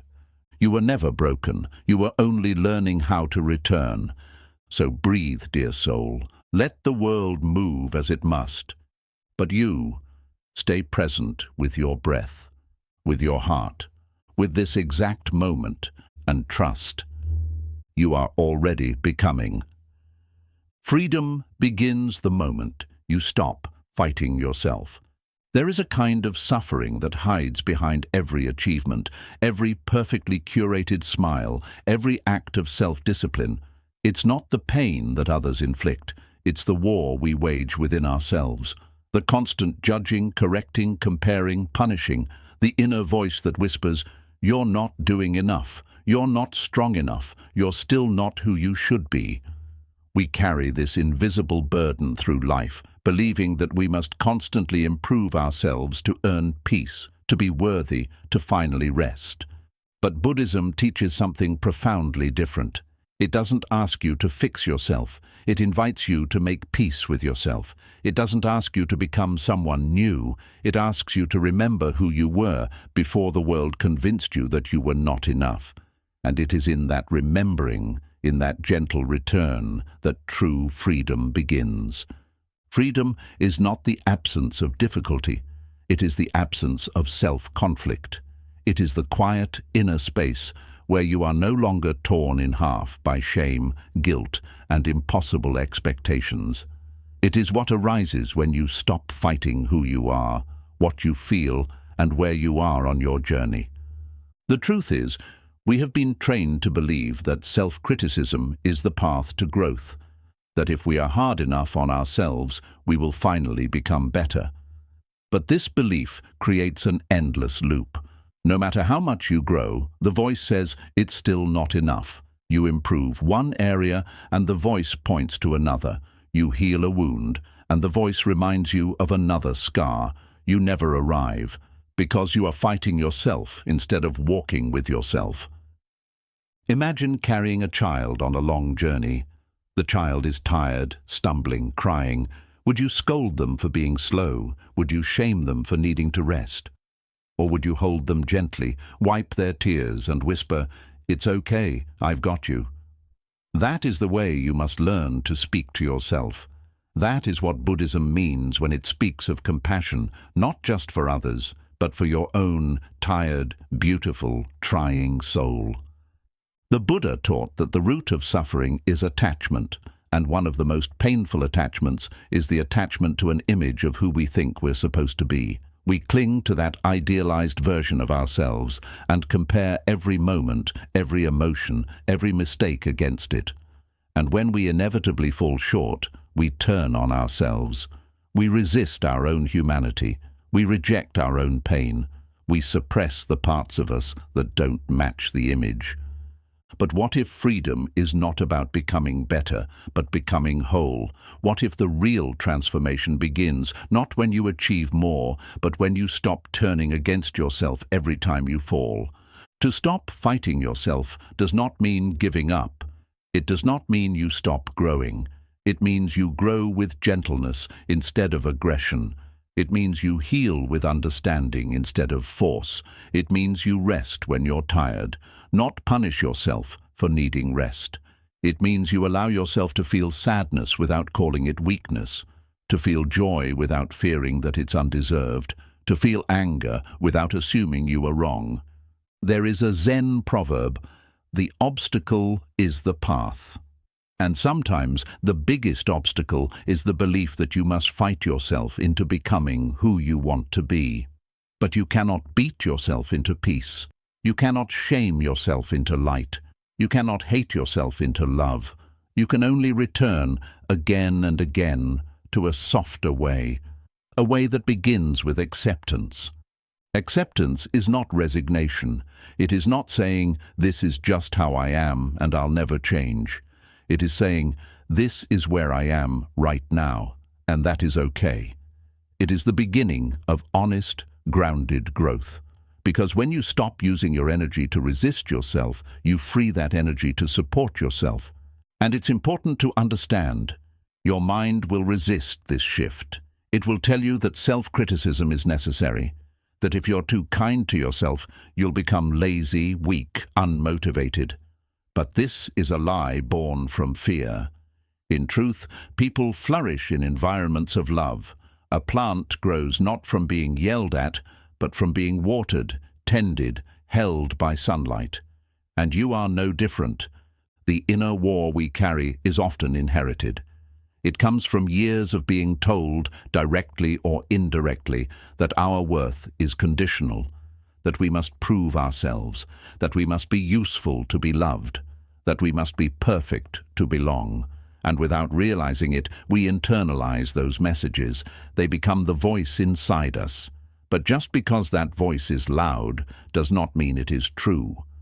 Buddhist practice teaches us to observe the mind, not to obey it blindly, but to see it clearly, to notice the thoughts that arise and ask, is this helpful?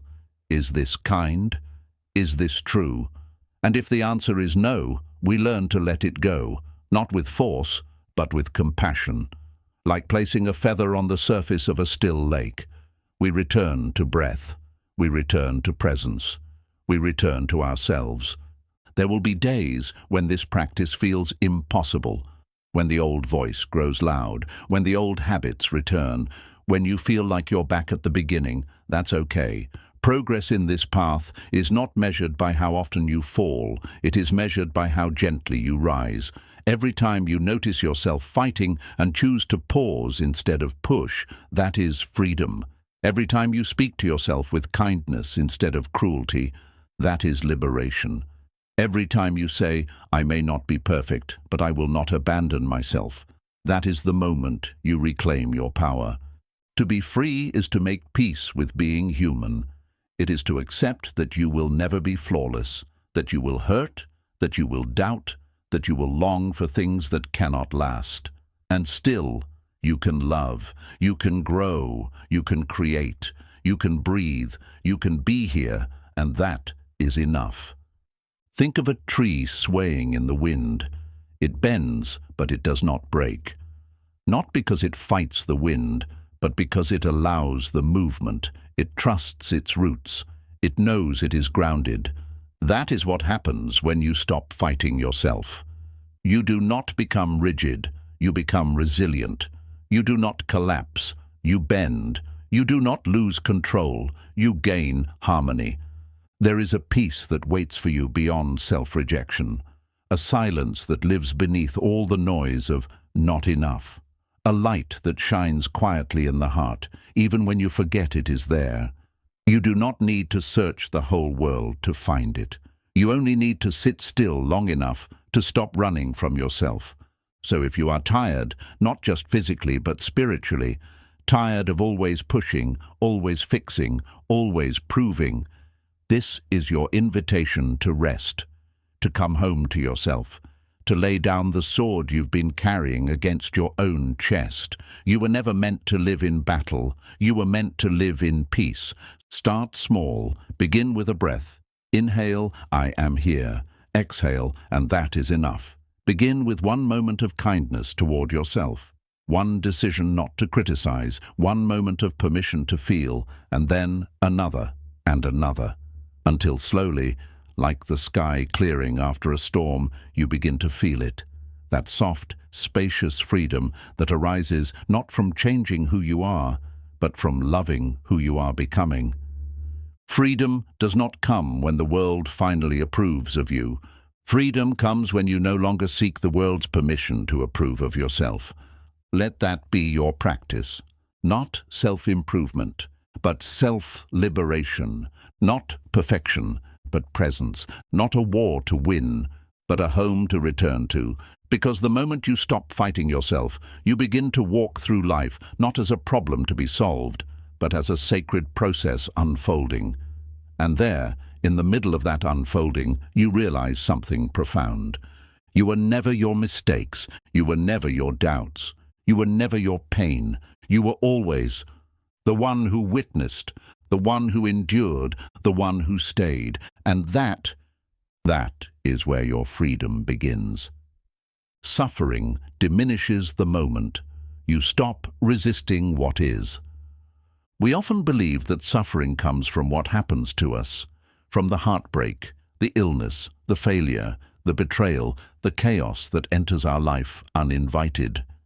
But the deeper truth, gently offered by the Buddha and whispered through centuries of practice, is that suffering is born not from pain itself, but from our resistance to it. It is the pushing away, the inner protest, the tight clench of "this shouldn't be happening" that turns pain into suffering and discomfort into agony.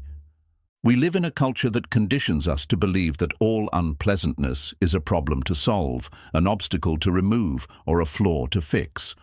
We are taught to view sadness as a defect, grief as weakness, uncertainty as danger. We are encouraged to stay positive, move on, look on the bright side, and take control. And while intention may be kind, these messages reinforce a dangerous belief that reality must always bend to our will, that pain must be resisted at all costs, that if we do it right, life will only give us what we like. But life does not work like that. It never has. No matter how carefully we plan, no matter how good we try to be, we will all encounter pain, and the more we fight it, the more we suffer. What we resist persists. What we reject controls us. And the only way out, the only true freedom, comes the moment we stop resisting what is. To stop resisting is not to approve of what's happening. It is not to become passive or indifferent.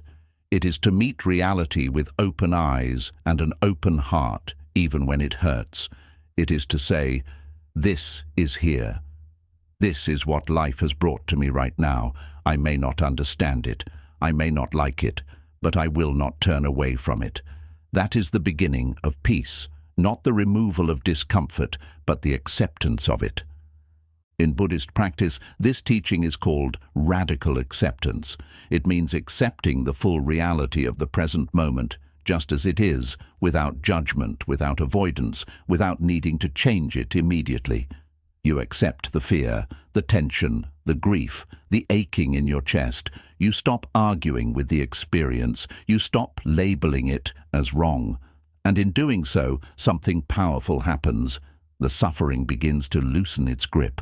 It doesn't mean the pain goes away, but it begins to soften. It begins to move. It begins to reveal its hidden message, not as a punishment, but as a teacher. Because every emotion you resist is trying to tell you something. Every moment you reject is offering you something. And when you stop resisting, you start listening. And when you start listening, you start learning. And when you start learning, you begin to heal. Resistance is tension. It is the body tightening against what is. It is the jaw clenching, the fists closing, the breath becoming shallow. It is the nervous system going into battle mode. But acceptance is release. It is the shoulders dropping, the breath deepening, the hands opening, the body saying, "I am safe to feel this. I am safe to be with this." And in that shift from resistance to presence, you reclaim your power, not by controlling the experience, but by becoming larger than it. Pain is a part of life, but suffering, the mental and emotional turmoil we add to that pain, can be transformed.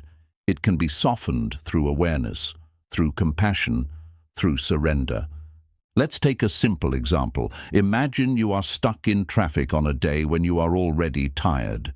The pain is the situation itself, the delay, the noise, the exhaustion. But what creates suffering? The thoughts. "This shouldn't be happening. I'll be late. Why is this happening to me? I can't handle this." The resistance amplifies the stress. But if you take a deep breath, return to the body and say, "Okay, this is what's happening right now. I am in traffic. I am tired. Let me just breathe."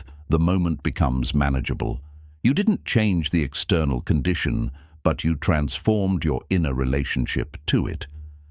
Now consider deeper suffering, loss, grief, heartbreak, fear. The pain is real, and it must be honored. But what intensifies it is our mind's protest. This is unfair. I shouldn't feel this. This isn't what I planned. I can't survive this. These thoughts, while natural, are born from resistance. They close the heart. They tighten the breath. They deepen the wound. But when you pause and say, "This is here, this hurts, I don't have to like it, but I will not abandon myself because of it," you begin to shift. You begin to sit with your pain instead of run from it. And it is in that sitting, in that sacred stillness, that suffering begins to dissolve, not because the pain is gone, but because you are no longer at war with it. The Buddha used the metaphor of the second arrow. The first arrow is the pain life brings, things we cannot avoid. The second arrow is the one we shoot ourselves, the mental resistance, the story, the blame. We may not control the first arrow, but we can choose whether to shoot the second, and every time we choose acceptance over resistance, we drop the second arrow. We stop harming ourselves with judgment, with fear, with the illusion that we must control everything. This doesn't mean you stop feeling. Quite the opposite. Acceptance allows you to feel more deeply, because now you are no longer suppressing or fighting what arises. You are creating space for the emotion to rise, move through, and pass, like a wave that crashes, recedes, and leaves stillness behind. The greatest suffering often comes from the belief that life must always match our expectations. But life does not owe us predictability. It does not owe us perfection. It only offers what it offers, and our freedom lies in how we choose to meet it. We can resist and suffer, or we can soften, surrender, and awaken. Surrender is not giving up. It is giving in to the truth of what is. It is saying, "I trust life more than I trust my fear. I trust the process more than I trust my control. I trust that even this has something to teach me, even if I don't yet understand it." And this trust grows with practice, through meditation, through mindfulness, through quiet moments where you sit with yourself and feel what needs to be felt, through breath, through presence, through the daily choice to turn toward life instead of away from it. You may not be able to stop the storm, but you can learn how to rest in the eye of it. You can learn how to breathe through it. You can learn how to say, "Even this belongs. Even this pain, even this uncertainty, even this moment is part of the path." And as you do, you begin to see suffering not as an enemy, but as a guide, not as something to run from, but as something that can point you back to the parts of yourself that need love, that need holding, that need permission to exist. Let your suffering be a doorway, not a wall. Let it open you. Let it deepen you. Let it humble you into tenderness. Let it remind you that you don't have to be perfect, strong, or in control to be at peace. You only have to be present, honest, awake. So the next time suffering arises, pause, breathe. Instead of saying, "I can't handle this," say, "This is here. I can be with this." Instead of saying, "Why me?" say, "Even this is part of my becoming." Instead of resisting, allow. And watch how even the sharpest pain begins to soften in the presence of awareness. This is the teaching. This is the path. Not to eliminate pain, but to end the unnecessary suffering that comes from resistance. To rest, not in the illusion of control, but in the truth of surrender. To live, not in fear of what might arise, but in trust that you are strong enough to meet it. Suffering begins to diminish the moment you stop fighting what is. And in that stillness, in that breath, in that sacred space of allowing, you find what you were searching for all along. Not escape, but peace. Let life flow without forcing it. Peace comes when you stop gripping so tightly. There is an invisible tension that most people carry without realizing it. It lives in the shoulders, in the jaw, in the thoughts that loop restlessly through the mind. It speaks through words like, "I have to," "I need to." Why hasn't it happened yet? It's the silent grasping of a heart trying to force the future to arrive faster, to make people behave differently, to bend the world to its plans. And yet, in all that gripping, all that striving, all that internal pushing, what is found? Not freedom, not joy, not ease, but exhaustion, frustration, resistance. We grip because we are afraid. We are afraid that if we don't control everything, everything will fall apart. We are afraid that if we don't chase, we will be forgotten. That if we don't plan, we will fail. That if we don't stay one step ahead, we will be swallowed by life's unpredictability. And so we hold. We tighten, we push, we try to outsmart impermanence. But no matter how tightly we grip, life continues to move in its own way, on its own time, with its own wisdom. Buddhism teaches that the more we cling, the more we suffer. The more we grasp, the more we miss what is already here. The more we try to force outcomes, the more we lose the opportunity to live in flow. The practice, then, is not to make life submit to us, but to learn how to trust it, to soften, to release, to walk gently alongside the river of life instead of trying to dam it at every turn.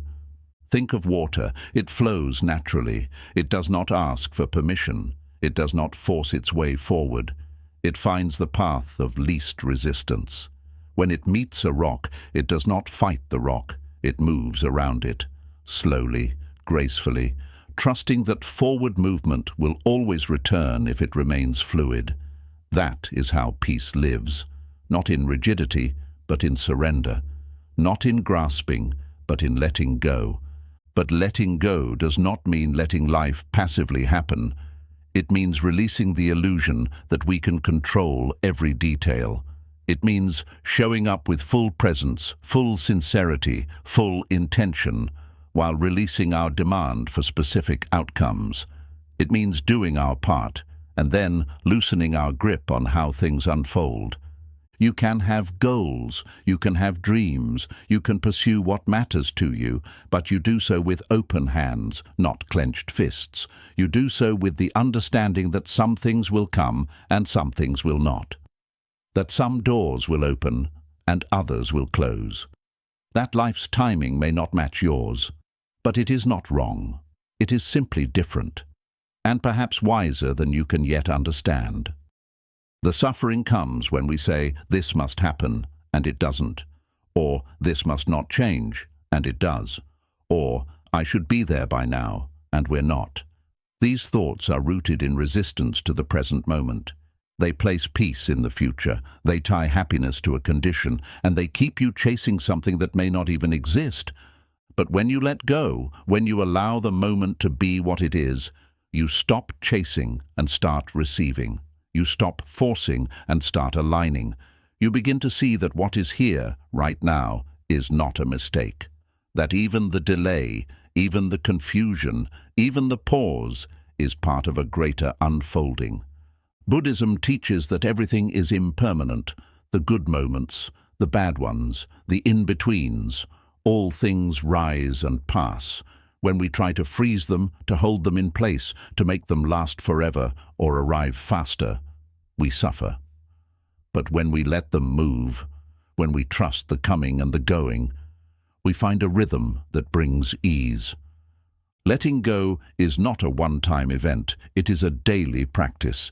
Every day the mind will try to control, to grip, to solve life like a puzzle, and every day you return to the breath, you return to the body, you return to the present. You remind yourself, this moment is enough. I do not need to force it to be different. In meditation, we often watch the breath. Inhale, exhale.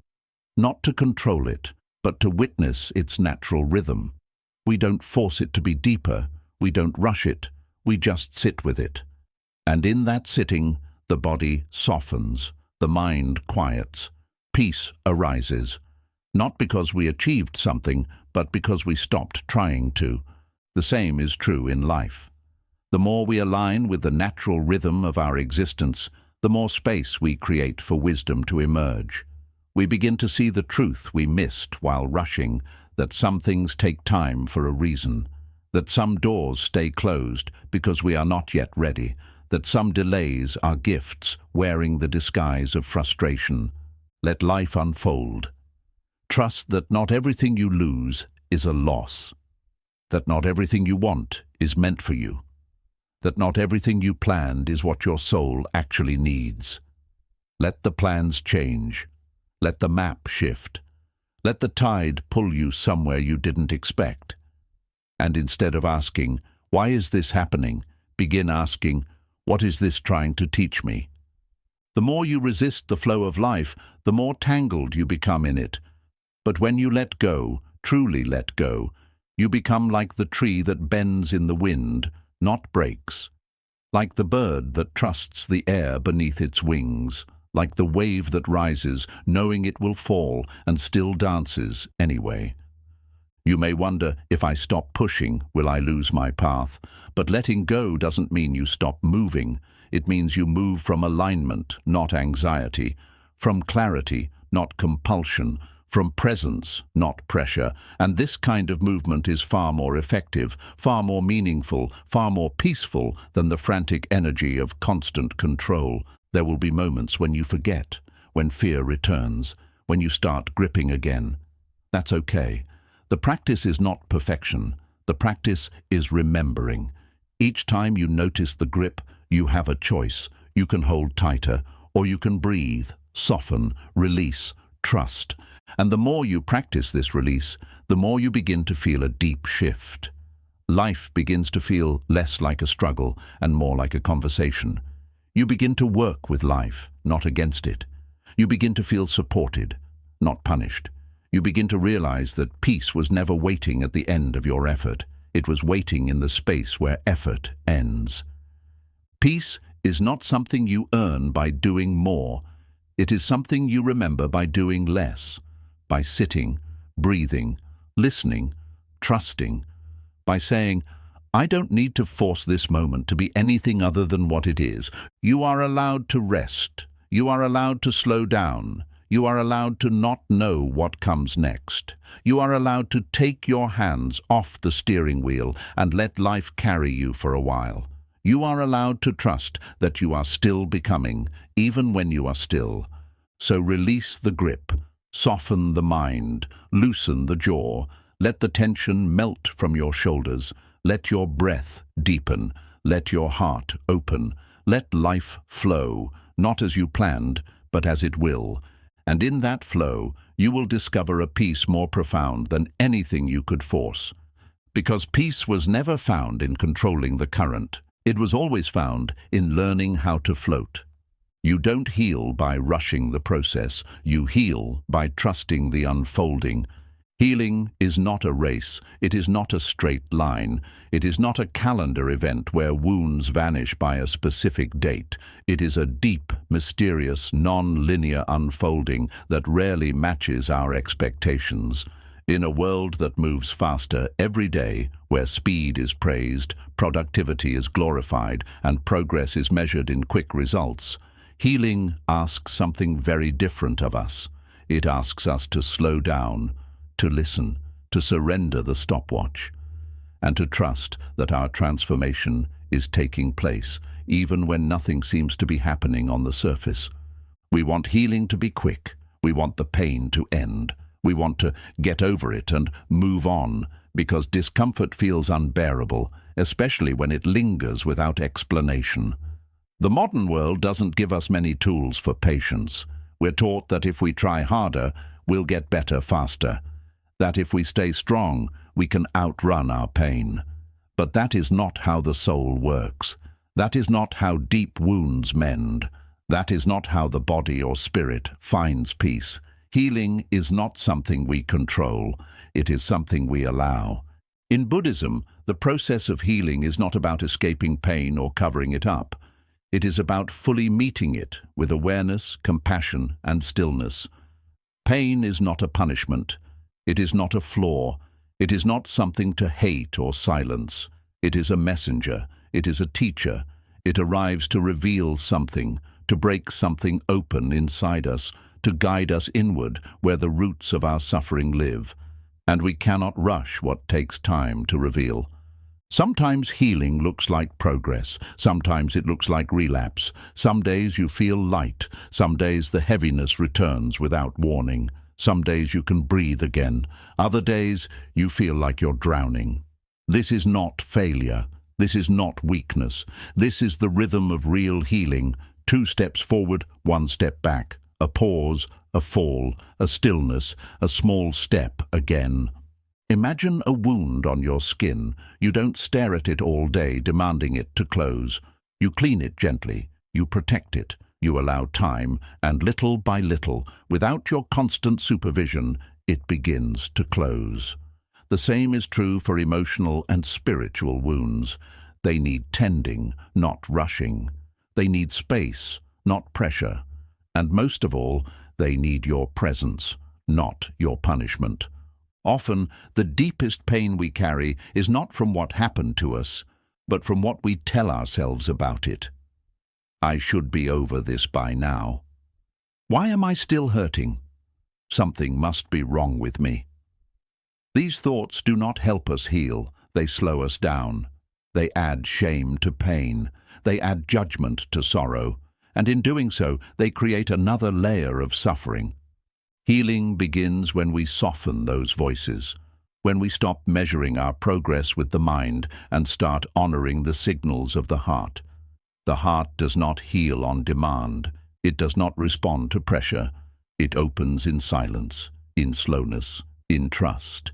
It opens when it feels safe, when it feels seen, and we create that safety by being kind to ourselves, especially when we are broken. There is a beautiful teaching in Buddhism called Kshanti, which means patience, endurance, and forbearance. It is the quiet strength to stay with discomfort without reacting. It is the grace to remain present when we want to run. It is the courage to let the storm pass without trying to control its course. Healing grows in that space, not by escaping the storm, but by learning how to breathe inside it. The modern idea of moving on suggests that we must forget, must erase, must replace. But Buddhism teaches non-attachment, not forgetfulness. It teaches us to be present with our pain, not imprisoned by it, to allow it to move through us, not define us, and to recognize that even in the darkness, something holy is happening, something is dying, but something is also being born. What if healing is not about fixing, but about integrating? What if your sadness doesn't need to disappear, but just needs to be held? What if the part of you that feels broken is actually the part that's growing stronger roots? What if the emptiness is not a void, but a sacred pause between chapters? Trees do not bloom all year. Rivers do not rush every moment. The moon doesn't shine with the same intensity every night. And yet, we accept those cycles in nature. We find them beautiful. But when it comes to our own healing, we panic in the quiet seasons. We doubt the stillness. We fear the slow days. But the same wisdom that guides nature lives in you. Your healing has its own seasons. Honor them. Do not force spring during your winter. Do not demand harvest when your soul is still sowing. Healing is not an achievement. It is a remembering, a returning, a gentle reunion with your true self, the self beneath the fear, beneath the conditioning, beneath the armor you had to build to survive. And that return takes time. It takes layers. It takes patience. And yes, there will be moments when you think nothing is changing, when you feel stuck. But often, the deepest healing happens beneath the surface, quietly, invisibly, slowly. Like roots growing in the dark, like cells regenerating while you sleep, like water shaping stone over years. Just because you can't see it doesn't mean it's not happening.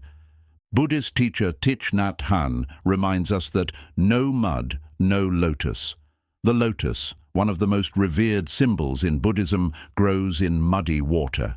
Its beauty is not in spite of the mud, but because of it.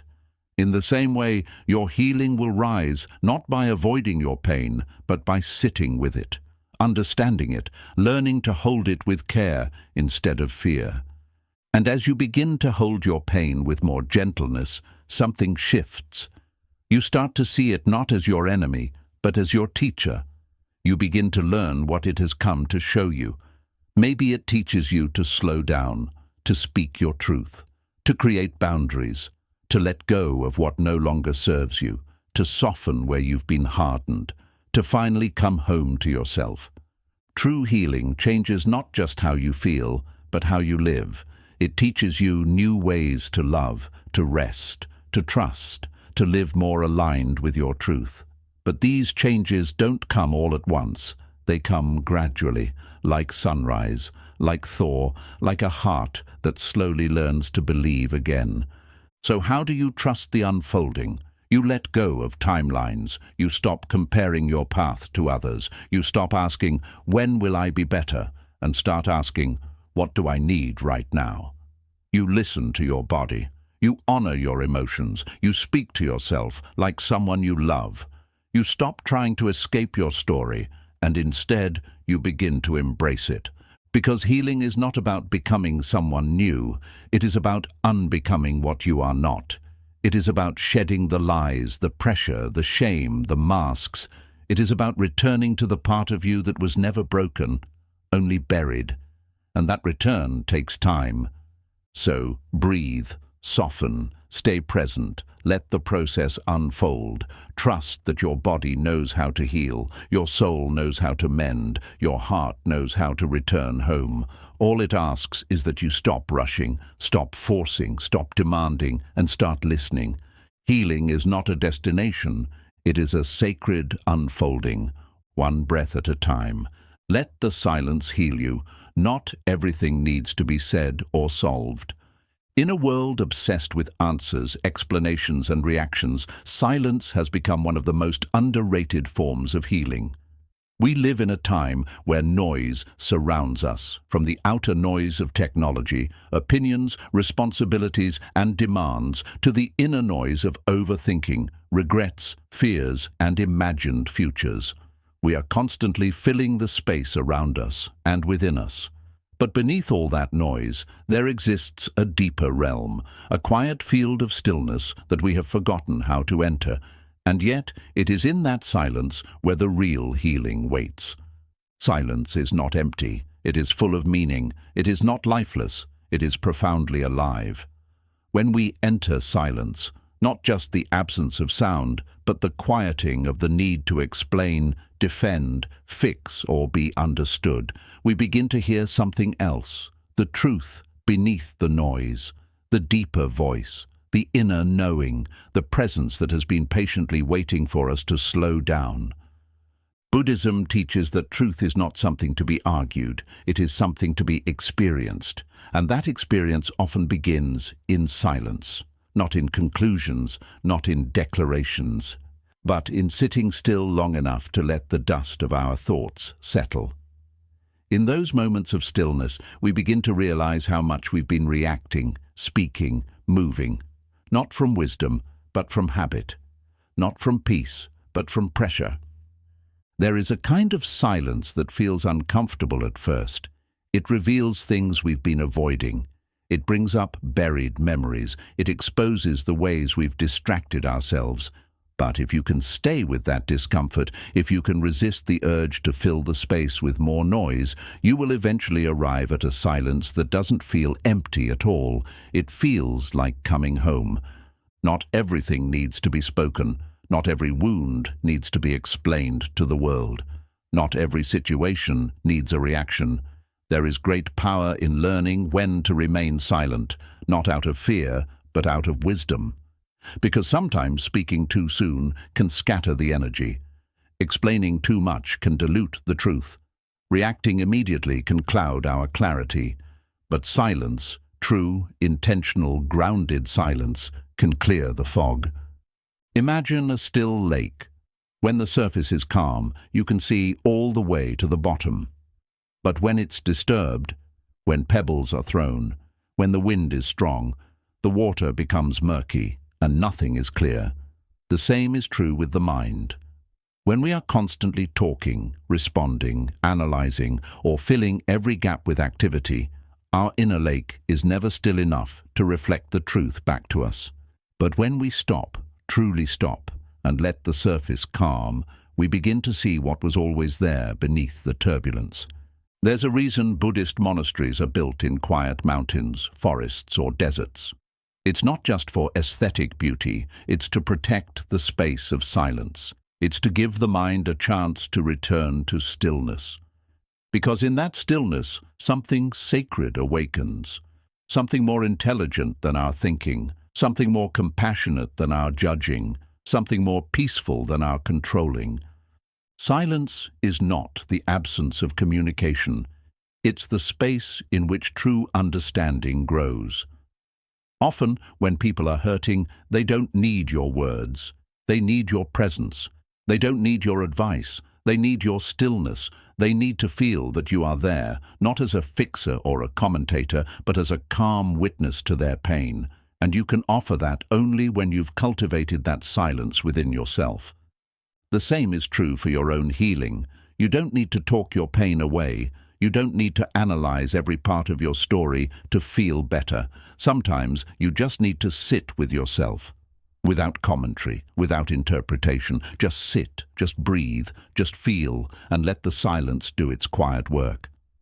There is a Tibetan Buddhist practice where monks sit in absolute stillness for hours, not as a discipline of control, but as an invitation to peace. They do not chant, they do not move, they do not try to reach enlightenment through effort. They allow it to arise through stillness, because they understand something the modern world has forgotten, that the soul doesn't scream for healing, it whispers for space. Think about how much we try to solve everything with words. When there's conflict, we argue. When there's confusion, we explain. When there's pain, we vent. And while there is value in expression, there's also a sacred power in restraint, in knowing when not to speak, in honoring silence as a form of wisdom. Some truths are too deep for words. Some emotions are too sacred to be reduced into sentences, and some lessons are only learned in the quiet. When you practice silence, you begin to notice things you never saw before, the subtleties in your breath, the patterns in your thoughts, the root of your restlessness, the places your mind goes when it's no longer entertained. And in that noticing, you begin to reclaim something precious, your attention, your inner balance, your awareness. Silence is not withdrawal, it is connection. It connects you to the present moment, to your body, to the space around you, to the divine within you. In silence, you begin to feel again. You begin to see the beauty in small things, the way the light hits the wall, the way the wind touches your skin, the sound of your own breath. You begin to realize that life is not something happening out there. It's something unfolding right here. And here's the great secret. When you stop trying to solve everything with your mind, the heart begins to open. When you stop filling every silence with commentary, clarity begins to arise on its own. When you stop explaining your pain to everyone, you begin to understand it yourself. This is the gift of silence. It doesn't give you answers in words. It gives you space to hear the truth that was always whispering beneath the noise. In Buddhist meditation, we are taught to return to the breath, not to escape the world, but to enter it more fully, to feel it, to be grounded in it, and to return to the silence where peace lives. Silence is not something to fear. It is something to enter gently, again and again, until it becomes familiar, until it becomes healing. Sometimes, the most powerful prayer you can offer is to sit in silence. Sometimes, the most profound insight comes not from asking more questions, but from listening more deeply. Sometimes the healing doesn't come from telling your story louder, but from letting it dissolve into the silence where it no longer defines you. When the world feels too loud, return to silence. When your thoughts spiral, return to silence. When you don't know what to say, return to silence. When you're trying to force an answer, return to silence. And trust that silence is not the absence of life, but the doorway to deeper living. You do not need to speak everything you feel. You do not need to solve everything you face. You do not need to be loud to be strong. Sometimes your greatest healing begins when you learn to simply sit and listen. Because silence is not empty. It's where you finally hear what truly matters. And it's in that stillness that your soul remembers how to be whole. Peace begins the moment you stop resisting what is. There is a quiet war we often don't even know we're fighting, a war against reality, a subtle resistance we carry into each moment, the need for things to be different, better, easier, more aligned with our preferences. We resist the weather, the traffic, the people around us, our past, our emotions, and even our own bodies. And this constant pushing against life, this inner struggle to change or escape what is, becomes the very source of our suffering. The Buddha once said, "Pain is inevitable, suffering is optional." At first, these words may seem confusing. How can suffering be optional when it feels so deeply woven into the human experience? But the wisdom lies not in denying pain, but in understanding its root. Pain arises in life, yes, loss, illness, rejection, uncertainty. These are part of being human. But suffering, the deep and lingering torment we carry, often comes not from the pain itself, but from our refusal to accept it. Resisting what is doesn't make it go away. In fact, it gives it more power. Like trying to hold back a wave with your hands, resistance only exhausts you. It builds tension in the mind and tightness in the body. The more we say, "This shouldn't be happening," the more we suffer. And the moment we drop that thought, even briefly, something softens, something opens. That is where peace begins. Not when the pain ends, not when the situation changes, but when we release the grip, the mental demand that the moment must be different from what it is. Think of a river. It flows without resistance. It moves around rocks, over fallen trees, through tight canyons. It doesn't argue with the terrain. It doesn't pause to complain about the obstacles. It simply moves, always adapting, always continuing, always trusting the path. What if we, too, could learn to flow like that? What if, instead of resisting every difficulty, we softened into it? What if we met each moment not with judgment, but with presence? In Buddhist practice, this is known as radical acceptance. It doesn't mean passive resignation. It doesn't mean giving up or being weak. It means seeing things clearly as they are, without adding the extra weight of should and shouldn't. When we accept the truth of the moment, even if it's painful, we reclaim our energy. We stop fighting an invisible battle. We come back to ourselves. Most of our stress is not about what's happening. It's about our thoughts about what's happening. It's the inner narrative. This shouldn't have happened to me. They should have treated me better. I can't handle this. This isn't fair. I need it to change now. These thoughts loop endlessly, pulling us away from the present, into a spiral of resistance and suffering. But when we pause, breathe and say, "This is what's here," we begin to free ourselves. It's not easy, especially when the pain is deep, especially when the heart is broken or the future is uncertain.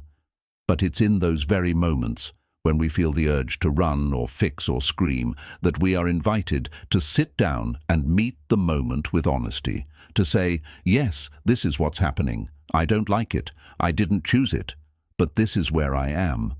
That honesty is the first step toward peace. Imagine carrying a heavy backpack through a long mountain trail. You didn't pack it all yourself. Some of the weight was handed to you by others. Some you picked up along the way. Some you refused to let go of. And now, every step feels harder because of that weight. But what if you stopped and opened the bag? What if you saw that half the weight was made of things you no longer need? The expectations, the grudges, the impossible standards, the resistance to reality itself. Letting go of resistance doesn't mean you approve of everything that's happened. It means you're choosing not to let the past control your present. It means you're no longer arguing with life, but instead learning to live it, to breathe into it, to grow with it. And in that shift, something remarkable happens. You begin to feel peace, even in difficult moments, not because the pain is gone, but because you're no longer tangled in the fight against it. There's a story in Zen Buddhism of a monk who was imprisoned for many years. When he was finally released, someone asked him, "How did you not lose your mind in that dark place?" And he replied, "Because every day I practiced letting go of the idea that I was supposed to be somewhere else." That is the power of surrender, not giving up, but giving in to the wisdom of the moment. Surrender is not weakness. It's strength beyond measure. It takes courage to stop running. It takes faith to sit with what hurts. It takes inner power to say, "I will be with this moment as it is, without needing it to change." And ironically, it's from that space of deep surrender that true transformation begins. When we stop resisting, we stop clinging. And when we stop clinging, we begin to experience freedom. In Buddhist meditation, every breath becomes a teacher. Inhale, receive the moment. Exhale, release the resistance. Again and again, we return to the breath, not to escape life, but to embody it, to feel it fully, to trust that even the painful breaths are part of our awakening. When we resist life, we create a split within ourselves. We say, "This part of my experience is acceptable, and this part is not." But life doesn't work that way. It comes as a whole, joy and sorrow, gain and loss, praise and blame.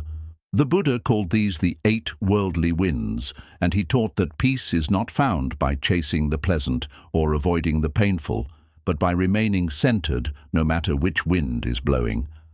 To live without resistance is to live with wholeness, to stop breaking life into good and bad, and instead ask, "What is life teaching me through this?" Pain can become a doorway to wisdom. Discomfort can become a path to compassion. Even grief can open the heart in ways joy never could. But only if we stop resisting it. Every time we say, "This shouldn't be," we miss the opportunity to learn from what is. Every time we brace ourselves against the flow of life, we cut ourselves off from the grace that's trying to carry us forward. But when we soften, when we allow, when we trust, we begin to experience a peace that doesn't depend on circumstances, a peace that arises from alignment with the truth. This doesn't mean we don't take action. It means we act from clarity, not chaos, from wisdom, not fear, from alignment, not resistance. When we are no longer fighting the moment, we can see more clearly what the next step is, and we can take it, not from desperation, but from grounded awareness. Look around you. Nature resists nothing. The sun rises even on stormy days. Trees bend in the wind, but don't break. The ocean receives every wave, and yet nothing is passive. Everything is alive, moving, evolving, without force. That is the way of harmony. And it is available to us too when we begin to live in alignment with life instead of against it. So when you feel the tension rise, pause. When your mind says, "This is wrong," breathe. When your heart aches for things to be different, place a gentle hand on your chest and say, "This too is part of my path." And trust that something greater is unfolding, even when you cannot see it. Because peace is not waiting for you on the other side of your circumstances. It's waiting for you right here.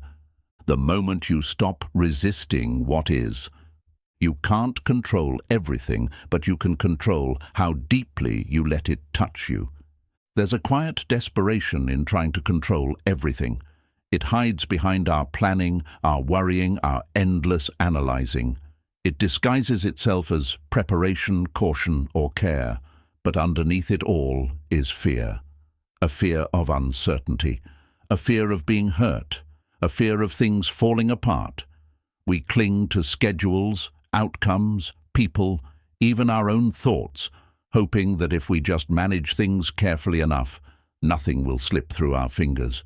But life, in its quiet wisdom, does not operate on our terms. It flows according to its own rhythm, and the more we try to grip it tightly, the more exhausted we become. Buddhism teaches that suffering arises not from what happens, but from our attachment to how we think it should happen. When we believe that we must control every detail, when we think peace comes only from perfection, we set ourselves up for disappointment. The truth is, we don't have control over much. We don't control the weather. We don't control the thoughts of others. We don't control the past. We don't control how long someone stays. We don't control the moment of our birth or the hour of our death. But we do control something far more powerful, how deeply we let these experiences shape our inner world. You can't control the wave, but you can learn to surf. That is the heart of this lesson. Life will rise and fall. It will bring moments of beauty and moments of heartbreak. But you are not helpless. You are not at the mercy of every tide. You can develop a depth within yourself that allows the storm to pass without drowning in it. You can cultivate a space between stimulus and response, where wisdom, not habit, becomes your guide. There will always be things that hurt. People may leave without warning. Illness may arrive when you least expect it. The world may shift beneath your feet. But the pain does not have to penetrate your soul. It does not have to break you open. You can meet it with presence. You can bow to it with dignity. You can acknowledge its arrival without letting it define your identity. Imagine your mind as a vast lake. When the wind blows, the surface ripples. But deep below, in the still waters, nothing is disturbed. That stillness is your center. That's the place you return to when life feels overwhelming. The surface of your life may change, the circumstances, the relationships, the successes and failures, but your depth remains untouched. And that is what you must protect. Not the external conditions, but the sanctuary within. We spend so much of our time trying to control people. We try to change their opinions, guide their choices, fix their flaws. But each person is on their own path. Each soul carries its own lessons. When we try to shape others into who we want them to be, we are not loving them, we are controlling them. And in doing so, we lose ourselves. The greatest gift you can offer others is your presence, not your manipulation. Your acceptance, not your control. And what about emotions? They too rise and fall like waves. Anger, sadness, joy, anxiety. These are not problems to fix, but energies to witness. The moment you try to suppress or control them, they grow stronger. But when you allow them to pass through you, like wind through an open window, they soften, they complete their journey, and you remain still, grounded, free. Control is not the same as power. True power is not about making life bend to your will. It's about meeting life as it is, with open eyes and an open heart. It's about choosing your response with awareness. When someone insults you, you can choose whether to carry their words or let them fall like dust. When a plan falls apart, you can choose whether to fight reality or adapt with grace. When fear arises, you can choose whether to feed it with stories or hold it in stillness until it dissolves. In Buddhist practice, we learn to create space. Space between thought and reaction. Space between emotion and action. Space between craving and grasping. And in that space, we find freedom. It is not the freedom to control everything. It is the freedom to not be controlled by everything. You can train your mind to stay calm in chaos.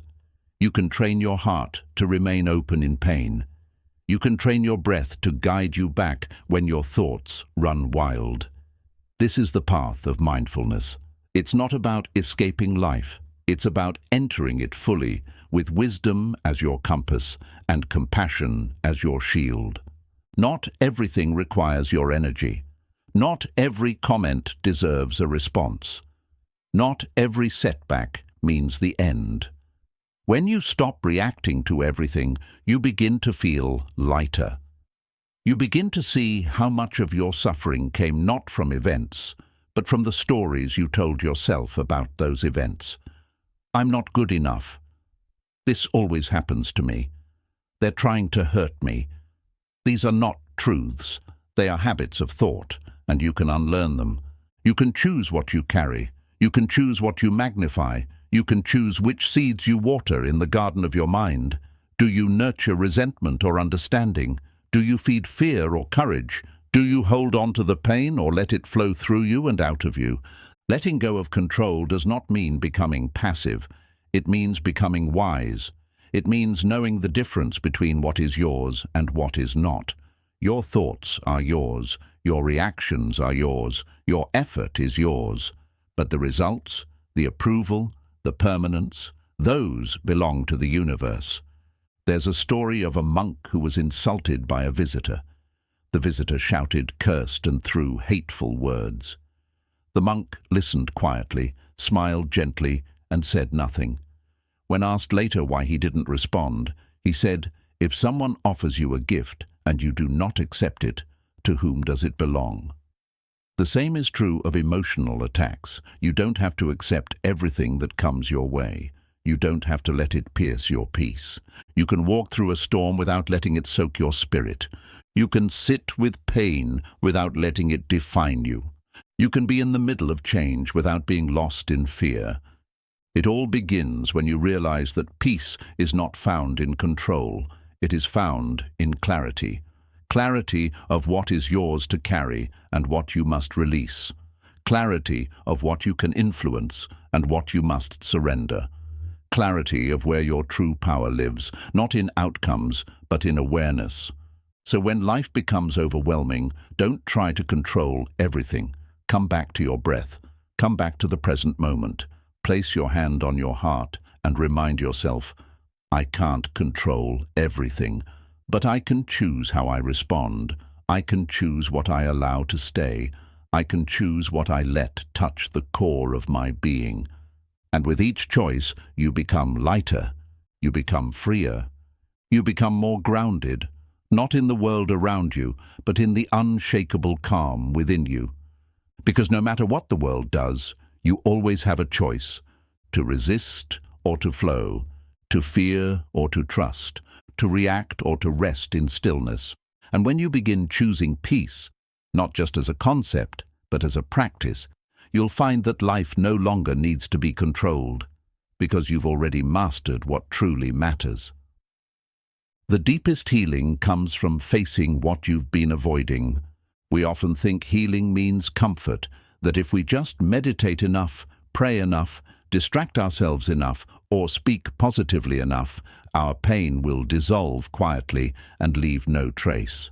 We tell ourselves that peace will come when everything settles down, when the heartbreak fades, when the anxiety stops, when the past is far enough away to no longer burn.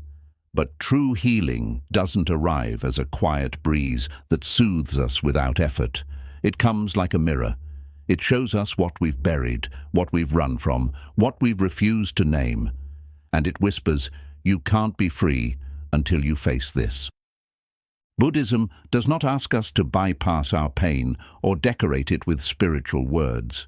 It asks us to sit down in the middle of it, to breathe in its sharpness, to witness it with clarity. Because avoidance does not make pain disappear. It only makes it quieter until it resurfaces again in different forms, in anger, in anxiety, in addiction, in isolation, in self-sabotage. The wounds we refuse to face become the very chains that quietly direct our lives from the shadows. Every person carries a pain they've tried to avoid. For some, it's grief left unspoken. For others, shame woven through childhood. For many, it's the unbearable weight of never feeling enough. These wounds don't disappear with time. They sleep beneath the surface of our lives, reacting to triggers, relationships, failures, and fears. We think we're reacting to the present, but we're often responding to something unresolved from years ago. The comment from a stranger that cuts deeper than it should. The panic before a simple conversation. the exhaustion that feels far too heavy for the day. These are clues. They are not problems to fix, but messages from within, your soul reminding you of something left untouched. To heal is not to cover the wound, but to open it gently and say, "I'm ready to listen now." And this listening is not passive. It's not indulging in self-pity or rehearsing the story of pain again and again. It is active awareness. It is sitting with the discomfort without turning away. It is breathing into the trembling. It is asking the questions you've avoided. Where does this come from? What am I really afraid of? What have I never forgiven myself for? What grief have I never let move through me? Avoidance is seductive. It promises us temporary relief. And sometimes we need that. Sometimes the pain is too raw and we need to breathe, to rest, to survive. But healing begins when we are strong enough to stop running, when we decide we are no longer afraid of our own truth, when we can say, "I am willing to feel what I couldn't before. I am willing to face what hurt me, not to suffer, but to understand, and to finally be free of its control." There's a teaching in Buddhism about turning toward the monster in the cave. The story goes that a traveler is walking a path and sees a dark cave ahead. Everyone warns him not to go inside. They say there's a terrifying beast who lives there, but the traveler, driven by curiosity and courage, enters the cave. As his eyes adjust, he sees the monster. It's large, frightening, grotesque, but instead of running, he bows to it. The monster begins to shrink. He bows again. The monster shrinks further. Each time he meets it with reverence, it loses its power, until finally the monster disappears entirely, leaving behind a gem, the treasure of deep self-understanding and peace. This story is not about literal beasts. It's about the fear we have of ourselves, of our pain, of our memories, of the parts of our past we hope no one ever asks about. But when we turn toward them with compassion and attention, they begin to shrink. Their grip loosens, and we discover that beneath them is not ruin, but the very wisdom we've been seeking. You may think, if I look at it, it will destroy me. But the truth is, what you're avoiding is already hurting you, just in silence. The body remembers. The nervous system remembers. The soul remembers. And the moment you bring that pain into the light of awareness, it begins to transform, not because it vanishes overnight, but because light always softens what was once trapped in the dark.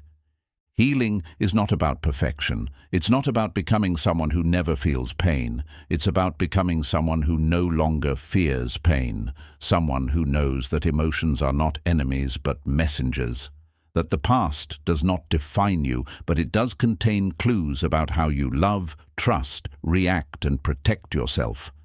And that true peace is not found by avoiding the storm, but by learning how to sit calmly within it.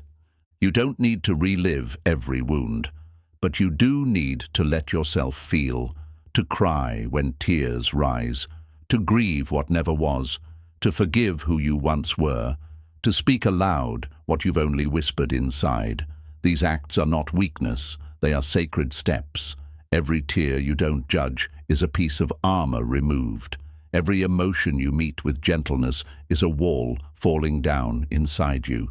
And beyond those walls is the soft soil where healing takes root.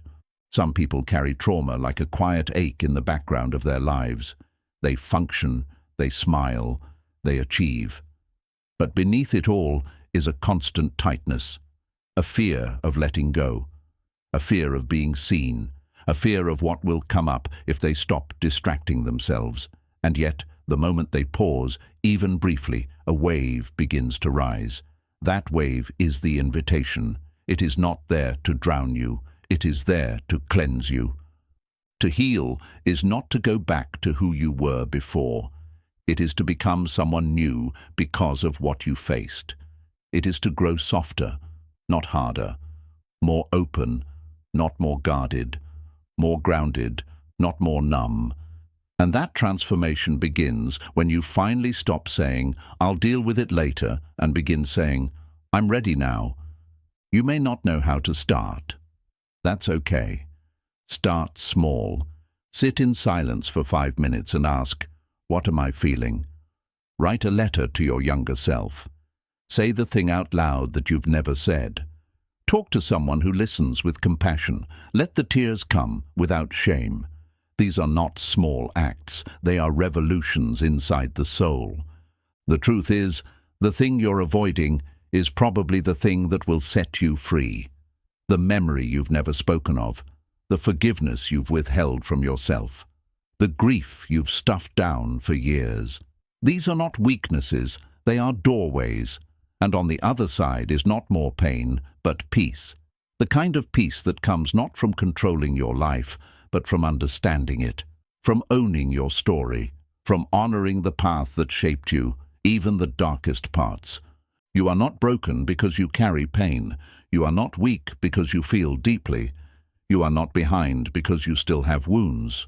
You are human, and healing is not linear. Some days you will feel powerful, other days you will feel fragile. Both are sacred, both are part of the journey. Buddhism teaches that the lotus flower blooms only in the mud. That beauty does not arise from perfection, but from depth, from struggle, from darkness. And that each time you sit with your pain, instead of avoiding it, another petal unfolds within you, another layer of compassion, another moment of peace, another breath of freedom. So if there is something you've been avoiding, some truth, some emotion, some piece of your past, this is your invitation. Not to suffer through it, but to meet it with love, to hold it with the hands of understanding, to listen to it with the ears of silence, and to remember that you are not alone in this. Every human walks this path, every soul carries pain, but not every soul chooses to face it. That is your strength, that is your courage, that is your awakening. The deepest healing does not come from escaping the pain. It comes from finally being brave enough to sit beside it. And when you do, you'll find that the thing you feared the most was never there to break you. It was there to bring you home to yourself. Stillness is the greatest revolution in a world that never stops. In the world we live in, stillness is seen as a pause, a delay, a weakness. To sit and do nothing is called unproductive. To rest is often labeled as lazy. To be quiet is confused with passivity. And so we live in constant motion. We scroll, we run, we achieve, we update, we compare. And when we feel the tremble of unease inside, we distract ourselves with more movement, more noise, more doing. But no matter how fast we go, we cannot escape ourselves. Our busyness becomes a mask, not a medicine. Stillness is not just a break from the world, it is the world returning to its original rhythm. Beneath every racing thought, beneath every pressured breath, beneath every overwhelming emotion is a space, silent, vast, and untouched. That space is your true nature. In Buddhism, it is the foundation of awareness. Not the awareness that comes from thinking, but the awareness that comes from being. It is not found in the chaos of more. It is uncovered in the depth of less. We fear stillness because it reveals the things we've spent our lives avoiding. It strips away the illusions. It silences the distractions. And it gently but firmly holds up a mirror. It says, "Here you are. No mask, no pretending, no role to perform, just you." That is a terrifying moment for the ego, because the ego depends on activity. It defines itself by its stories, its labels, its accomplishments. But the soul thrives in stillness. It doesn't need to be something. It simply is. It watches, it breathes, it listens. The world is obsessed with noise.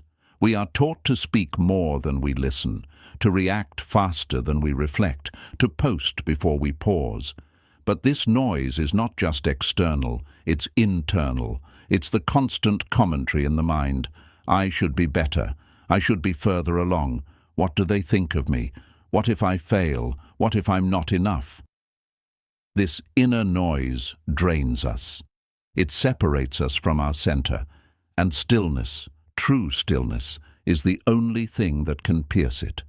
Stillness is not emptiness. It is fullness without clutter. It is where clarity lives, where you realize that most of what you chase is not needed.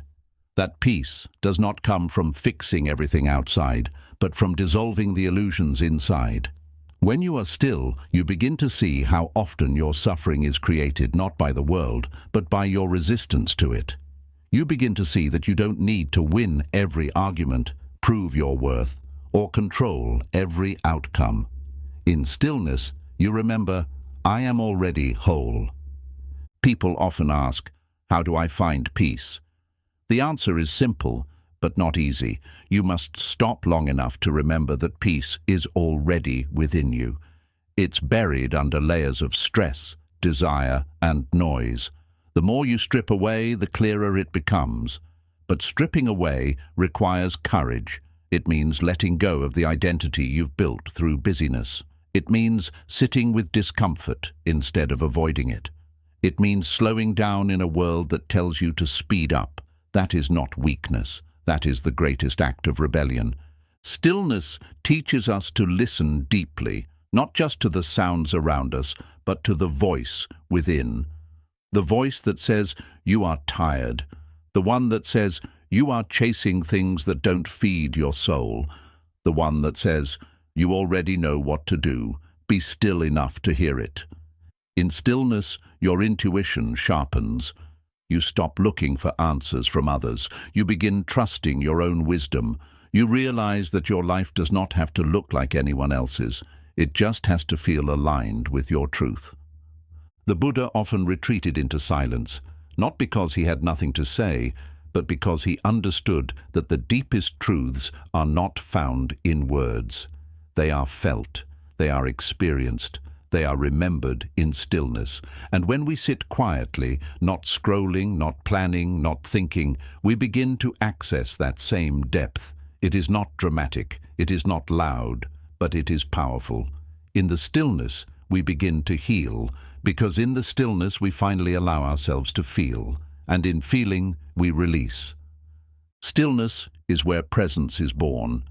It is where we stop running from the moment, where we stop living in the past or fearing the future. It is where we meet life as it is, without trying to change it. And in that meeting, something sacred happens. We realize that the moment doesn't need to be different for us to be at peace. We simply need to be here, fully, awake, software listening, breathing. There is nothing passive about stillness. It is not the absence of movement. It is the presence of depth. It is what allows the lake to reflect the moon, what allows the heart to soften, what allows the body to rest. Without stillness, we cannot truly see, we cannot truly know, we cannot truly love, because to love deeply, we must be present. And to be present, we must first be still. Look around you. The trees are still, the mountains are still, the stars move slowly, without rush. Nature is not in a hurry, and yet everything is accomplished. This is the rhythm we've forgotten. This is the rhythm stillness brings us back to.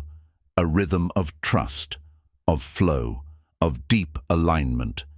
It is not lazy, it is not indifferent, it is wise, it is gentle, it is powerful. You may be wondering, how do I begin? Begin with your breath. Sit for 5 minutes, close your eyes, feel your body, listen to the sounds, notice the thoughts, but don't follow them. Just watch, breathe, return, again and again. You don't have to fight the thoughts, just come back to stillness. Let it hold you, let it teach you, let it soften you. As you practice, something begins to shift. You start to see clearly, you start to feel more grounded. You stop reacting to every emotion, every thought, every external event. You begin responding with wisdom instead of habit. You begin choosing your energy. You begin protecting your peace. And you start to notice the beauty in simple things, in silence, in space, in breath, in presence. Stillness is not a destination. It is a homecoming.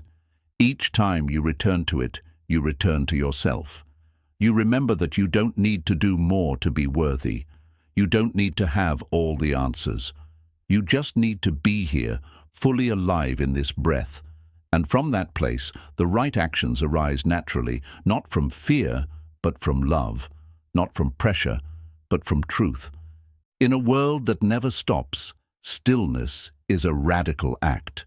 It is how we reclaim our humanity, how we find our center, how we awaken to the miracle of being.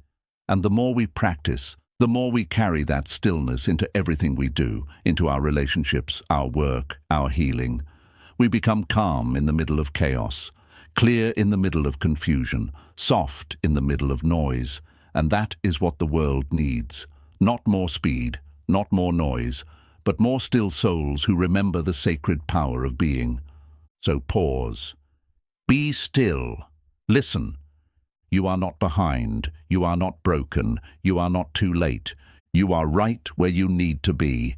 And if you can trust this moment, this breath, this silence, you will find that everything you've been chasing has been quietly waiting for you in the stillness all along. You don't need to control everything. You only need to understand yourself. We are taught that if we can control our environment, we can be safe. If we can control our future, we can be successful. If we can control our image, we can be loved. And so we spend our days tightening our grip on plans, people, goals, and identities. We organize every moment. We try to anticipate every outcome. We try to predict how others will react, how life will unfold, how everything will feel. Control becomes our safety blanket, our defense against the unknown. But beneath this constant control is not peace, it is fear.